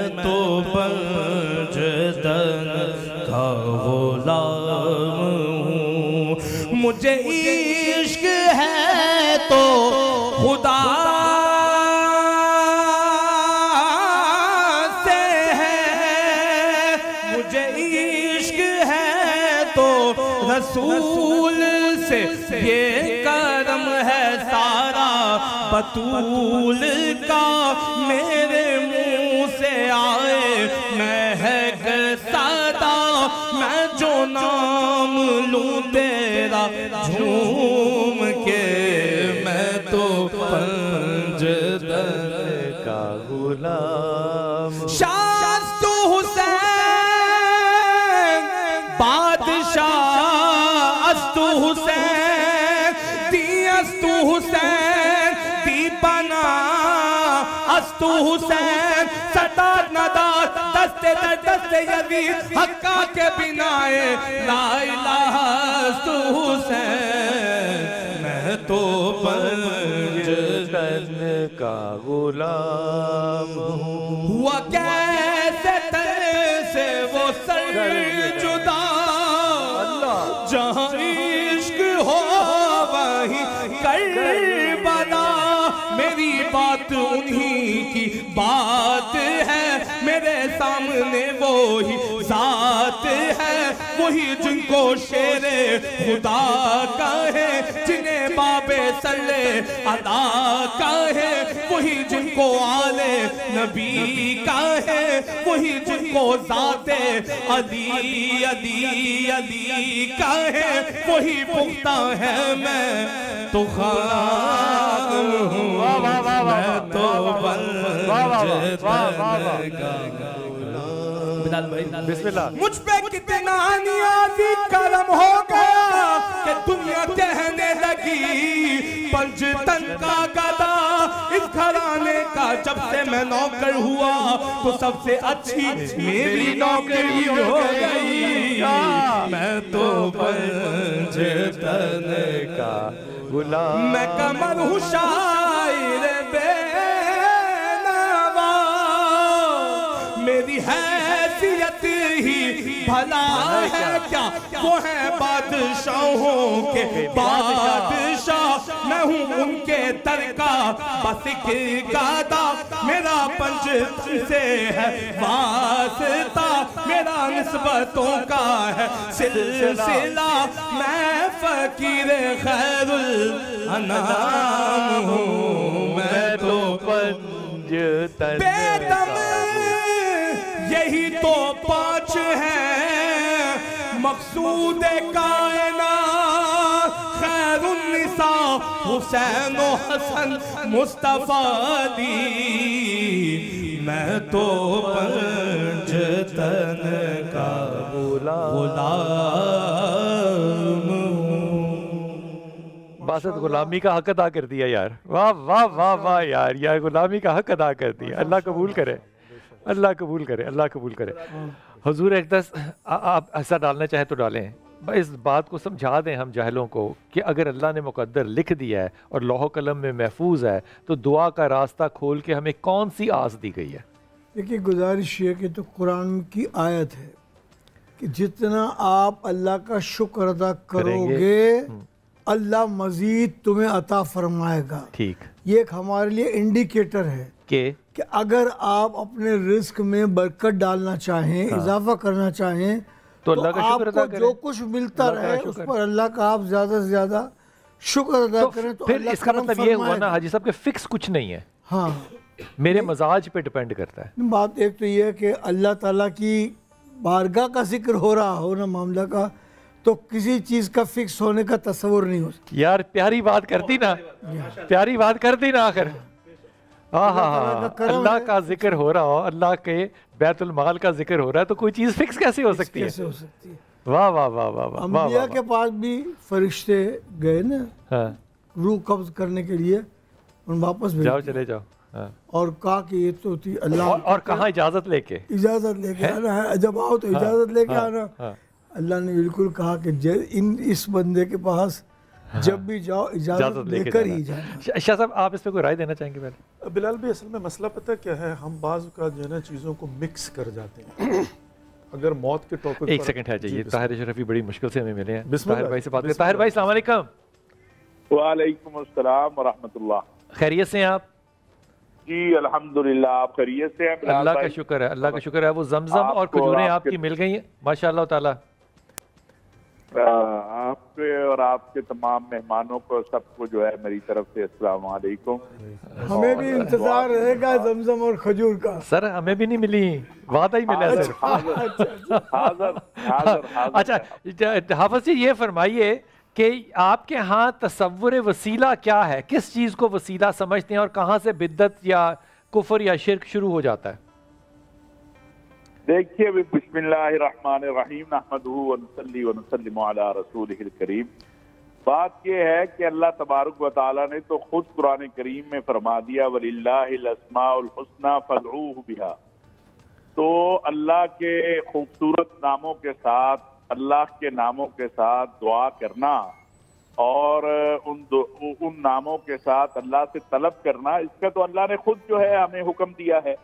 اور پھر اس کے بعد اگر ہم دیکھتے ہیں تو جتنے بھی ہمارے اہل اللہ ہیں، اکابرین ہیں، انہوں نے کبھی اس بات سے انکار نہیں کیا کہ آپ قرآن کریم کی تلاوت کے بعد دعا مانگے، آپ نوافل پڑھ کے دعا مانگے۔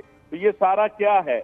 ایک ہے کہ آپ کسی فرد کو سمجھ لیں کہ وہ عطا کرنے والا ہے، اور ایک ہے کہ آپ اللہ کی ذات سے مانگے۔ قرآن کریم پڑھ کے آپ سورہ یاسین پڑھتے ہیں، ذات اللہ ہی سے مانگتے ہیں، سب اللہ ہی کی ذات سے مانگ رہے ہیں، لیکن کسی کا صدقہ دے دینا، کسی کا وسیلہ دے دینا، کسی کا واسطہ دے دینا کہ اللہ تو مجھے نبی کے صدقے میں عطا کر، تو مجھے فلاں کے صدقے میں عطا کر، مانگ تو اللہ سے ہی رہے ہیں، اور وہ جو وسیلہ ڈالا ہے وہ بھی اللہ سے ہی مانگے گا۔ تو اس کا تو دیکھیں بلال بھائی کسی نے انکار نہیں کیا ہے۔ دیکھیں درود شریف ہم پڑھتے ہیں جب، اور پھر مولانا قاری طیب صاحب رحمۃ اللہ علیہ نے کہا کہ سورت اخلاص جو ہے وہ آپ پڑھ کے وہ ہدیتاً بھیج دیں سیدہ فاطمۃ الزہرا کی خدمت میں، اور اللہ سے یہ دعا کرتے ہیں کہ ان تک پہنچا دیں، وہ اپنے بابا سے دعا کے لیے آپ کے لیے عرض کر دیں، اور آپ کے جو ہے ان کے بابا اللہ سے آپ کے لیے دعا کر دیں۔ تو یہ دعا کا اور وسیلے کا اصل میں ہمارے ہاں مفہوم و مطلب ہی جو ہے وہ بالکل مختلف کر دیا گیا ہے۔ جب اللہ خود کہہ رہا ہے وَلِلَّهِ الْأَسْمَاءُ الْحُسْنَى فَادْعُوهُ بِهَا، صلاۃ الحاجہ کیا ہے، قرآن کریم کی تلاوت کیا ہے، درود شریف کیا ہے، تو آپ ہر وہ نیک عمل جو کرتے ہیں، بعض اہل اللہ کا یہ وہ کہتے ہیں یا اللہ میرا کوئی ایسا عمل جو آپ کو پسند آیا ہو اس کے بدلے میں یہ آفت ٹال دے۔ وہ ڈاکٹر اسرار صاحب ہمیں کہا کرتے تھے، کہتے تھے ایک دفعہ کسی سے اپنی ضرورت کے لیے چیز مانگنا، مثال کے طور پہ پانی مانگنا ٹھیک ہے، دوسری دفعہ یاد دہانی کے لیے ٹھیک ہے، لیکن تیسری دفعہ مانگنا کسی سے وہ شرک ہے، کیا کہیں گے؟ بات یہ ہے کہ مانگنا تو اللہ سے ہے، جیسے رسول اللہ صلی اللہ علیہ وسلم نے فرمایا کہ اگر تو آپ کے جوتے کا مفہوم میں عرض کر رہا ہوں تسمہ بھی ٹوٹ جائے تو بھی اللہ سے مانگنا ہے۔ مانگنا تو اللہ سے ہی ہے کیونکہ دینے والا اللہ ہے۔ اللہ تو حافظ صاحب یہ بھی تو کیا جا سکتا ہے نا کہ یہ لوگ جو ہیں اگر میں ان سے سیکھتا ہوں یا میں ان سے کچھ مانگتا ہوں تو میں ان کو اللہ ہی کا وسیلہ سمجھ کے کہ اللہ نے یہ میرے لیے متعین کی ہیں، اللہ ان کے تھرو مجھے دے رہا ہے، اس میں کوئی غلط بات تو نہیں ہے؟ بلال بھائی میں یہی بات عرض کر رہا ہوں نا کہ میں آپ سے کہتا ہوں یہ مجھے پانی پکڑا دیں، ہاں تو یہ آپ اللہ کی جگہ تو نہیں نہ آ گئے، آپ تو میرے سامنے بالکل سبب ہے۔ یہ اچھا لفظ استعمال کیا حافظ جی آپ نے، سبب والا، سبب اور وسیلہ، یہ بڑا اچھا لفظ استعمال کیا آپ نے حافظ جی۔ دیکھیں آپ سبب بن گئے، سبب کا انکار تو نہیں کیا جا سکتا۔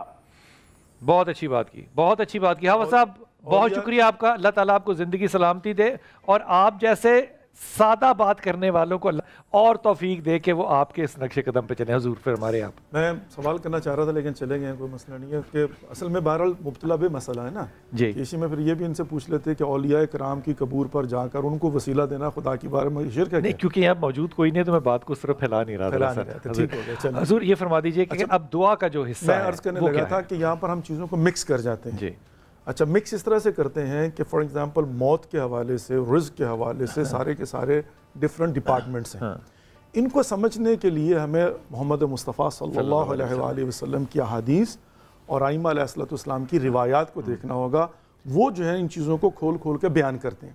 کیسے؟ بعض اوقات یہ بھی ہوتا ہے کہ ایک فارمولہ دے دیا گیا ہے اور اس کی جو ڈیٹیلز ہیں نا، جیسے کہتے ہیں نا کہ آپ کلپ کرتے ہیں تو اس کے اندر پھر ایک چیپٹر کھلتا ہے، چیپٹر کے اندر چیپٹر کھلتا ہے. اب الکتاب ہے، اللہ کے نزدیک لوح محفوظ ہے، لوح محفوظ میں پروردگار نے سارا کچھ لکھ دیا ہوا. لیکن یہ بھی روایت ملتی ہے کہ عندہ الکتاب، اللہ کے نزدیک الکتاب ہے. یمحو ما یشاء، جب چاہتا ہے وہ اس میں سے مٹا دیتا ہے، وہ یثبت، جب چاہتا ہے اس میں شامل کر دیتا ہے. اللہ ہے نمبر ایک. نمبر دو، امام صادق علیہ السلام کا فرمان ہے کہ لوگ دنیا میں اکثریت وہ ہیں جو اپنی موت نہیں مرتے، اقلیت وہ ہیں جو اپنی زندگی نہیں جیتے. اللہ اکبر. پوچھا ابن رسول اللہ اس کا مطلب کیا ہے؟ فرمایا کہ پروردگار نے کسی کو 70 سال عمر دے دی تو بہت سارے لوگ ایسے ہوتے ہیں کہ بعض گناہوں کی وجہ سے وہ 70 کو 50 پہ لے آتے ہیں، 20 سال ان کی عمر کو کاٹ دیا جاتا ہے ان کے گناہوں کی وجہ سے. وہ اپنی موت نہیں مرتے، موت ابھی 70 سال بعد آنی ہوتی ہے، جس کے اندر فار ایگزامپل سب سے بڑا گناہ جو ہے نا، گناہ کبیرہ زنا ہے. قطع رحمی جو ہے نا، اس موت، اس زندگی کو کاٹنے کا وسیلہ کینچی ہے در حقیقت. اچھا، غیبت جو ہے نا سب سے بڑی، اب بڑے گناہ ہیں کہ جو آپ کی عمر کو کاٹ دیتے، تو اس کا مطلب یہ ہوا کہ یہاں 70 سال فکس نہیں ہے. اور فرمایا کہ بہت ساری نیکیاں ایسی ہیں کہ جن کی وجہ سے پروردگار عمر کو بڑھا دیتا ہے. اس میں آن ٹاپ جو ہے وہ صلہ رحمی اور نماز شب ہے. ہمارے علماء بزرگان اولیاء خدا 90 95 سال تک زندہ رہتے ہیں. اس کی وجہ کیا ہوتی ہے؟ ان کی نماز شب کا بھی قضا نہیں ہوتا. دسترخوان ان کا بڑھاتے ہیں. اچھا، یہ دسترخوان کے حوالے سے صدقہ موت کو ٹال دیتا ہے. کتنے واقعات ملتے ہیں. حضرت موسیٰ علیہ السلام کے زمانے میں مشہور واقعہ جہاں پر بتا دیا گیا تھا کہ آج رات اس کی موت ہوگی، لیکن صبح موت کیوں نہیں ہوئی؟ اس لیے کہ رات کو آگے فقیر دق الباب کرتا ہے اور وہ کہتا ہے کہ بیوی تو ہے ہی، لیکن اس کو جا کر جو ہے نا صدقہ خیرات دے دوں. اس نے کہا اللہ تیری عمر حیات کرے، وہ لمبی عمر کرے. اس جملے کی اللہ رب العزت نے دعا لگا دی. ابو محمد یہ بات جو ہے یہ سمجھ میں تو آتی ہے. اب دوسری طرف اگر آئیے، میں اس کو یوں بھی سمجھوں، اگر آپ اجازت دیں، کہ اگر ہم جیسے جاہل لوگ جو ہیں، اگر وہ یہ بات مان لیتے کہ اللہ نے سب کچھ فکس کر دیا ہے اور اب دعا کا کوئی اثر نہیں ہے، تو پھر اس سے ایک نیا تصور، جو کہ ویسٹ نے ایک بہت بڑا تصور نکالا کہ خدا جو ہے اب اس کی ضرورت معاذ اللہ نہیں رہی، کیونکہ اس نے سب کچھ تو لکھ دیا، تو اب وہ کیا کرے گا. تو وہ جو ایک فلسفی تھی نا، جو میں اگر پنجابی میں اس کو تو جو چپیڑ پڑھنی تھی نا، وہ اس آرگومنٹ سے پڑھی ہے کہ اللہ جو ہے وہ جب چاہے جس چاہے وہ اپنی ربوبیت میں، وہ اپنے رحم میں، وہ اپنے قہار ہونے میں جو چاہے اپنا فیصلہ خود بدل سکتا ہے. حضور سوال یہ آپ سے، غیر نبی ہے ایک خاتون، وہ بھی خاتون سیدہ مریم، وہ کھڑی ہیں، جاتے کون ہے ان کے پاس؟ نبی اللہ حضرت زکریا علیہ السلام. وہ دیکھتے ہیں کہ ان کے کمرے میں بے موسمی پھل پڑا ہے. اب وہ اس پہ حیرت کرتے، کہاں سے؟ فلاں. کچھ نہیں کیا، پڑا ہے، بہت اچھی بات ہے. بیٹا تم جب عبادت سے فارغ ہو جاؤ تو مجھے بتانا، میں اس جگہ کھڑا ہو کہ کون سی دعا کروں گا جو دنیاوی طور پہ، طبی طور پہ ممکن ہی نہیں ہے کہ حضرت یا ان کے یہاں پیدا ہو جائے. اب آس دیکھیں وہ کیا، اور جب اللہ ان کو خبر دے رہے ہیں تو وہ کیا کہہ رہے ہیں کہ اللہ میں تو بوڑھا ہو گیا ہوں. تو بھائی دعا کے وقت آپ کو نہیں پتا تھا کہ آپ بوڑھے ہو گئے ہیں. حضور غیر نبی جا کے وہاں پہ جب دعا مانگ رہا ہے تو کیا یہ مقاموں کا ایک احاطہ نہیں بن جاتا کہ مقاموں کی برکت اور وسیلہ بھی ہو سکتا ہے، صرف لوگوں کا نہیں؟ ایسی ہے، بالکل ایسی ہے. آپ نے ماننی نہیں ہے میری بات، کیونکہ ہم نے بحث کرنی اور آرگومنٹ کرنا ہے.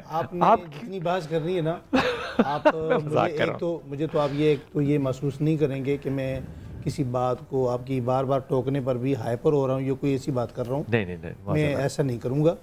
برحال میں عرض کرنے لگا ہوں، دیکھیے حضرت سیدنا فاروق اعظم رضی اللہ تعالی عنہ، نبی کریم صلی اللہ علیہ وآلہ وسلم موجود تھے. ان کے وسیلے کی دعا حدیث سے ثابت ہے کہ انہوں نے ان کے وسیلہ دے کے دعا مانگی. بالکل. آقا دو عالم صلی اللہ علیہ وسلم نے پردہ فرما لیا. اس کے بعد جب دعا کی ضرورت محسوس ہوئی بارش کی، عباس کو لے گئے، تو آپ نے حضرت عباس کو سامنے رکھ کر دعا مانگی. اب کیا نازک بات کر دی حضرت عباس، کیا نازک بات کی اعلیٰ سنت میں حضرت عمر فاروق رضی اللہ تعالیٰ عنہ اس کائنات میں سیدنا ابو بکر صدیق کے بعد آپ کا دوسرا نمبر ہے. کیا بات، مگر آپ نے اپنا لیول وہ نہیں سمجھا کہ میں تو خلیفہ ہوں، میں ان کی بات کیوں، ان کا واسطہ دے کے میں کیوں مانگوں. ایک بات. دوسری بات، ویسے بات یہ مکمل ہو گئی ہے. کیا بات ہے، کیا بات. سیدنا علی المرتضیٰ رضی اللہ تعالیٰ عنہ داماد رسول اور حضرت سیدنا فاروق اعظم رضی اللہ تعالیٰ عنہ دونوں کو بلایا. فرمایا تعال دونوں شخصیات آ گئیں، دونوں کے کندھوں پہ ہاتھ رکھا، ہاں فرمایا ادھر سے مجھے ٹھنڈی ہوا آ رہی ہے. یہ کون سا علاقہ ہے؟ حضرت اویس بن عامر، جن کو اویس قرنی رحمۃ اللہ علیہ کہتے ہیں. اب یہ کون شخصیات ہیں؟ یہ صحابی رسول ہیں. ان کی زندگی میں انہیں جنت کی بشارتیں مل گئی ہیں، اور صحابہ میں بھی ان کا اولین مقام، سب سے پہلا مقام ہے. نبی کریم صلی اللہ علیہ وسلم کے ایک شخصیت داماد ہیں، آپ کے اہل بیت میں ہیں. دوسری شخصیت موافقات عمر ہیں، یعنی جن کے ارادے پر اللہ نے قرآن کی 28 آیات کریمہ اتار دیں. وہ ایک ایسی شخصیت کے بارے میں انہیں حکم دیا جا رہا ہے وسیلے کا. وہاں سے وہ شخصیات آ رہی ہیں، ادھر سے وہ شخصیت آئیں گی. انہوں نے حضور کو نہیں دیکھا، فرمایا تم ان سے اپنے لیے دعا کروانا. حضرت سیدنا علی المرتضیٰ اور سیدنا عمر فاروق رضی اللہ تعالیٰ عنہ جس مقام تک پیدل وہاں چل کر گئے، اگر آج آپ گاڑی پہ گئے تو الہامہ نامی بستی ہے، مدینہ سے باہر نکل کے دیکھیے گا، جناب سیدنا حسنین کریمین رضوان اللہ تعالی علیہ مجمعین کے گھر بھی وہاں موجود ہیں، پرانی ان کی دیواریں آج بھی موجود ہیں. آپ اس مقام تک جائیے گا، وہ آج بھی 9.5 کلومیٹر رستہ بنتا ہے جہاں حضرت اویس قرنی رحمت اللہ علیہ سے دعا کروانے کے لیے وہ ایک پہاڑی پر جا کر بیٹھے. اور جب انہیں بتایا کہ آپ دعا کی، انہوں نے کہا آپ علی میں آپ سے دعا کرواؤں، آپ میں آپ کے لیے دعا کروں، آپ عمر فاروق میں آپ کے لیے دعا کروں؟ فرمایا نہیں بھائی، وہ روزہ ہے، اس روزے میں سوئے ہوئے محمد مصطفیٰ کا حکم ہے، اگر ان کا حکم ہے تو تمہاری دعا ضرور قبول ہونی ہے. تو وسیلہ اسی کو کہتے ہیں. کیا بات ہے. ایک جملہ اس میں شامل کروں، آپ نے بات جو چھیڑ دی ہوئی، میں نے روایت پڑھی، جب وہ جا رہے تھے حضرت عمر فاروق واپس جا رہے تھے تو حضرت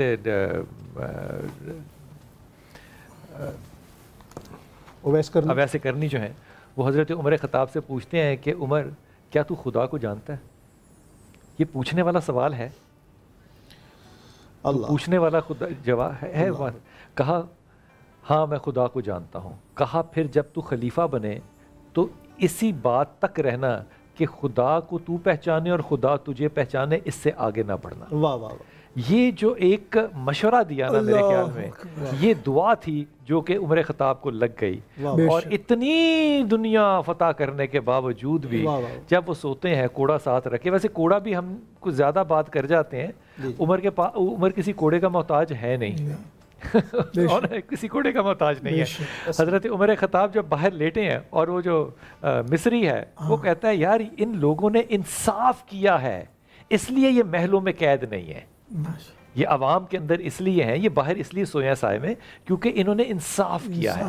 یہ جو انصاف کرنے والا مقام اور مقدر ہے نا، یہ مسلمانوں کو میرے خیال میں آج بھی اگر محتاج ہے تو ان 82 اداروں کے ہیں جو کہ عمر خطاب نے اپنے زمانے میں پیدا کیے، اور عام بھی آج بھی ان کا یہ احسان جو ہے وہ چکا نہیں سکتے. آپ اگر اجازت دیں قطع کلامی معاف کیجیے گا کہ امام بخاری نے جو حضرت عمر فاروق رضی اللہ تعالیٰ عنہ کا جو تعارف کروایا وہ کیا ہے؟ پورا باب باندھ کر کہا وَكَانَ وَقَافًا عِنْدَ کتاب اللہ، فاروق اعظم رضی اللہ تعالیٰ عنہ کے متعلق کہ یہ واحد شخصیت ہیں کہ جنہوں نے اپنے زمانے میں حاکم قرآن کو بنایا. نہیں یہ جملہ آپ کو یہ جملہ دوبارہ سننے دیں، کیونکہ ہم اپنے استاد محترم اسرار صاحب سے بھی سنتے تھے کہ یہ باقی سارے کام ادھر ادھر کے ہیں، جب تک قرآن تمہارا حاکم نہیں بنتا اور وہ نظام قائم نہیں ہوتا کچھ نہیں ہو سکتا. کچھ بھی نہیں ہو سکتا. بالکل بہت اچھی بات. جی جی قرآن کو حاکم بنایا. وقت نہیں ہے ورنہ میں اس پر 2 مثالیں عرض کر دیتا قرآن کریم کے حاکم ہونے کی. واہ واہ واہ واہ سبحان اللہ. حضرت آپ کچھ کہنا چاہتے ہیں؟ بلال بھائی یہ جو دعا کا فلسفہ ہے جس کے متعلق ابھی بات ہو رہی ہے اور آپ نے جو مثال دی ہے نا، دیکھیں پہلے دعا کو اور جو طلب استغفار اس کو اگر سمجھ لینا تو مسئلہ حل ہو جائے گا. اور وہ یہ ہے کہ دعا در حقیقت فقط مانگنا نہیں ہے، اظہار بندگی ہے.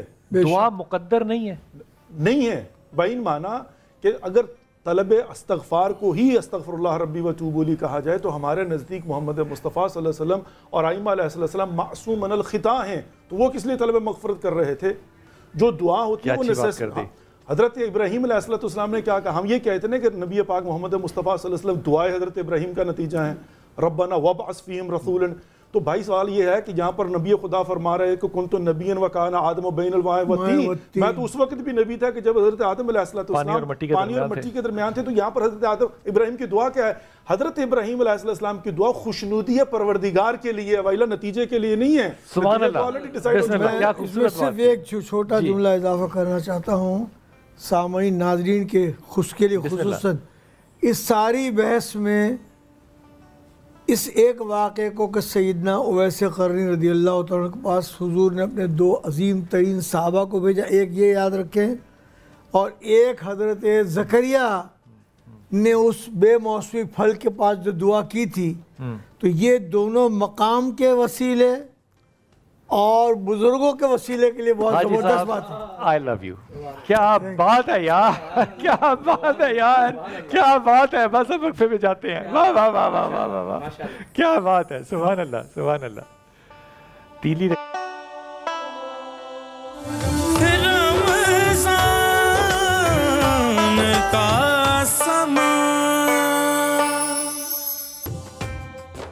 بسم اللہ الرحمن الرحیم۔ ابو محمد بھائی، سب سے پہلے تو آپ کو بہت خوش آمدید، کیونکہ آپ پہلی دفعہ تشریف لائیں۔ دوسرا، میں آپ کی وجہ سے سب لوگوں کو ایک درخواست کر رہا ہوں کہ آپ اپنے نام اس طرح سے رکھا کریں جہاں سے پتہ چلے کہ آپ مسلمان ہیں۔ ابو محمد، اب ان کا اصل نام فاروق ہے، فیاض ہے، لیکن فیاض میں وہ جدت نہیں ہے، وہ محبت نہیں پیدا ہوتی جو کہ ابو محمد میں ہوتی ہے۔ اللہ آپ کو سلامتی دے۔ میری درخواست ہوگی کہ ہمارے نئے آنے والے جو بچے ہیں وہ اپنے ناموں کو اس ترتیب سے ضرور رکھیں۔ حضور آپ جو کہنا چاہ رہے تھے پہلے اب وہ کہیے۔ بسم اللہ الرحمن الرحیم۔ دعا پر اور وسیلے پر ہماری بہت بحث ہوئی اور بات چیت ہوئی، اللہ قبول فرمائے، آمین۔ صرف اتنی بات عرض کرنی ہے کہ حضرت ظاہر حضور صلی اللہ علیہ وسلم کے پاس تشریف لائے اور فرمایا یا رسول اللہ میں عرض کرنا چاہتا ہوں۔ فرمایا مجھے جبرائیل علیہ السلام نے سب کچھ بتا دیا جو تم کہنا چاہتے ہو، لیکن تم پھر بھی کہو۔ فرمایا یا رسول اللہ 2 چیزیں چاہتا ہوں، اپنی زندگی میں سکون چاہتا ہوں اور یہ چاہتا ہوں کہ ہر دعا قبول ہو جائے۔ فرمایا جبرائیل علیہ السلام پاس کھڑے ہیں، وہ جواب بھی لائے ہیں۔ فرمایا اللہ نے کہا ہے تم اپنی زندگی میں تنہائیوں کی پاکیزگی۔ یا میرے مولا، کیا بات کر دی، واہ واہ واہ واہ واہ واہ واہ واہ واہ واہ۔ تم اپنی زندگی میں تنہائیوں کو پاکیزہ کر لو، پاکیزگی اختیار کرو، دعائیں بھی قبول ہوں گی اور زندگی میں سکون بھی۔ او یا اللہ، اب کہنے کی کوئی بات نہیں بچی۔ واہ واہ واہ۔ اللہ نے یہی حکم میری ساری امت کے لیے جاری کیا کہ جو بندہ بھی اپنی تنہائی پاک رکھے گا دعائیں بھی قبول ہوں گی اور زندگی میں سکون بھی ہوگا۔ ابو محمد نے آج آنے کا حق ادا کر دیا، خدا کی قسم۔ اپنی تنہائیوں کو صاف کریں، اپنی تنہائیوں کو پاک کریں۔ یہ جو بحثیں ہم کر رہے ہیں نا وسیلے کی، چھوڑ دیجئے۔ وہ جو ابھی اسلام نہیں آیا تھا، نبی پاک صلی اللہ علیہ وسلم کا ظہور بھی نہیں ہوا تھا، آپ ہی نے فرمایا وہ 3 آدمی جو اندر چلے گئے تھے اپنے دنیاوی کام بتا رہے تھے کہ اللہ میں نے یہ کام کیا، اللہ نے کیا کھسک جا پتھر، یہ ہو گیا کھسک۔ اللہ تعالیٰ رحمان اور رحیم ہے، ہم رحمت العالمین کی امت ہیں۔ بسم اللہ۔ واہ واہ واہ، ابو محمد کیا بات سنا دی۔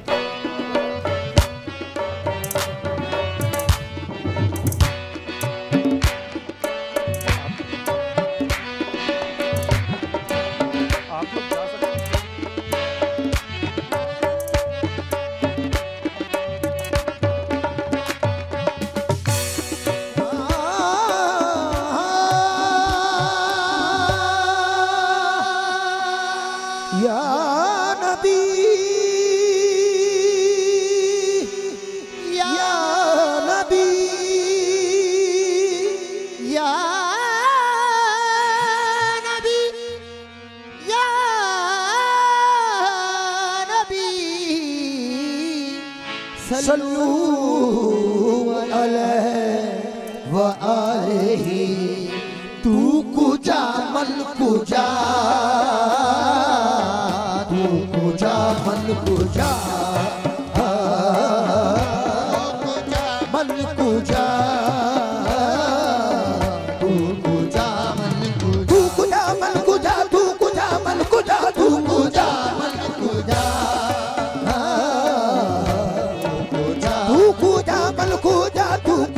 من کجا کجا تو کجا من کجا پدا کر دار لینا نی بابا بنی بنی بابا گمارے گا تو کجا من کجا تو کجا من کجا بابا بابا گما بنی بنی بابا گما بابا بابا گما بابا بابا گما بابا گما کرے ساتھ تو کجا من کجا تو کجا من کجا تو امیر حرم میں فقیر عجب تو امیر حرم یا رسول اللہ تو امیر حرم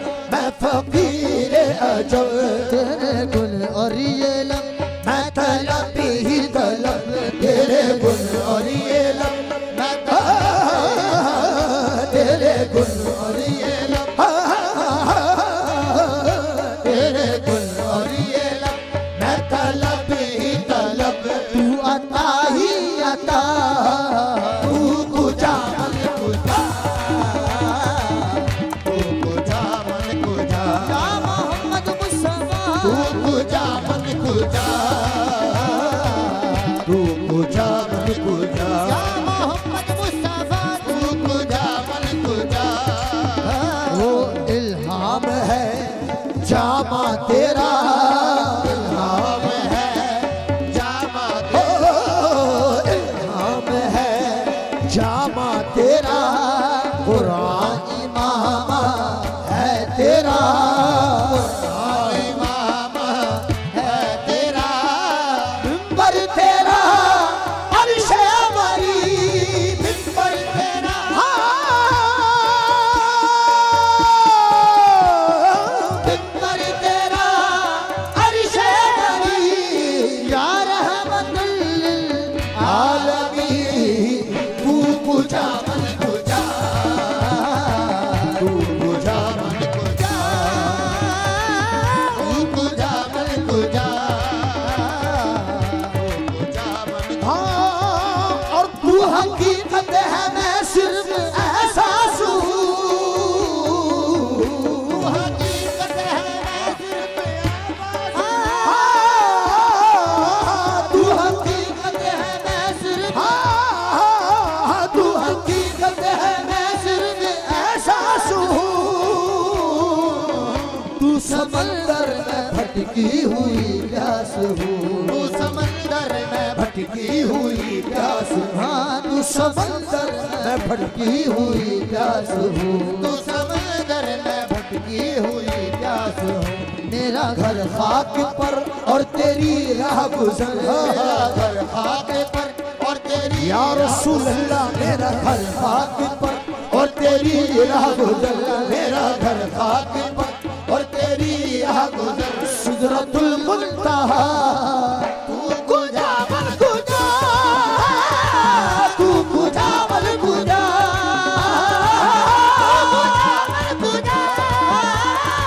تو کجا من کجا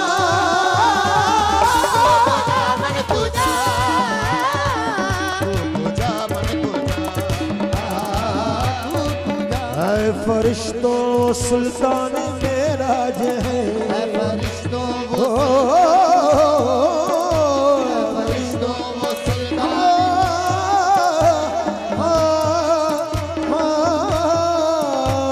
فرشتوں وہ سلطان مری بگا سگمنی زانی بگارے زانی سن در در در در ساگا پادا ماما مانا ماما گرے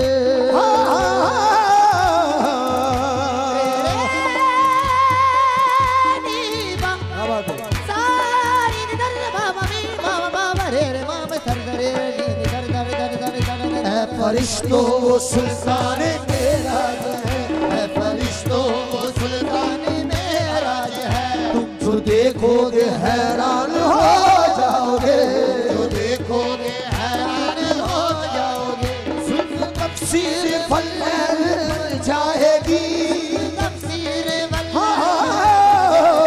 صرف تفسیر واللیل بن جائے گی تفسیر واللیل بن جائے گی چہرہ قرآن سارا نظر آئے گا چہرہ نظر آئے گا چہرہ نظر آئے گا چہرہ نظر آئے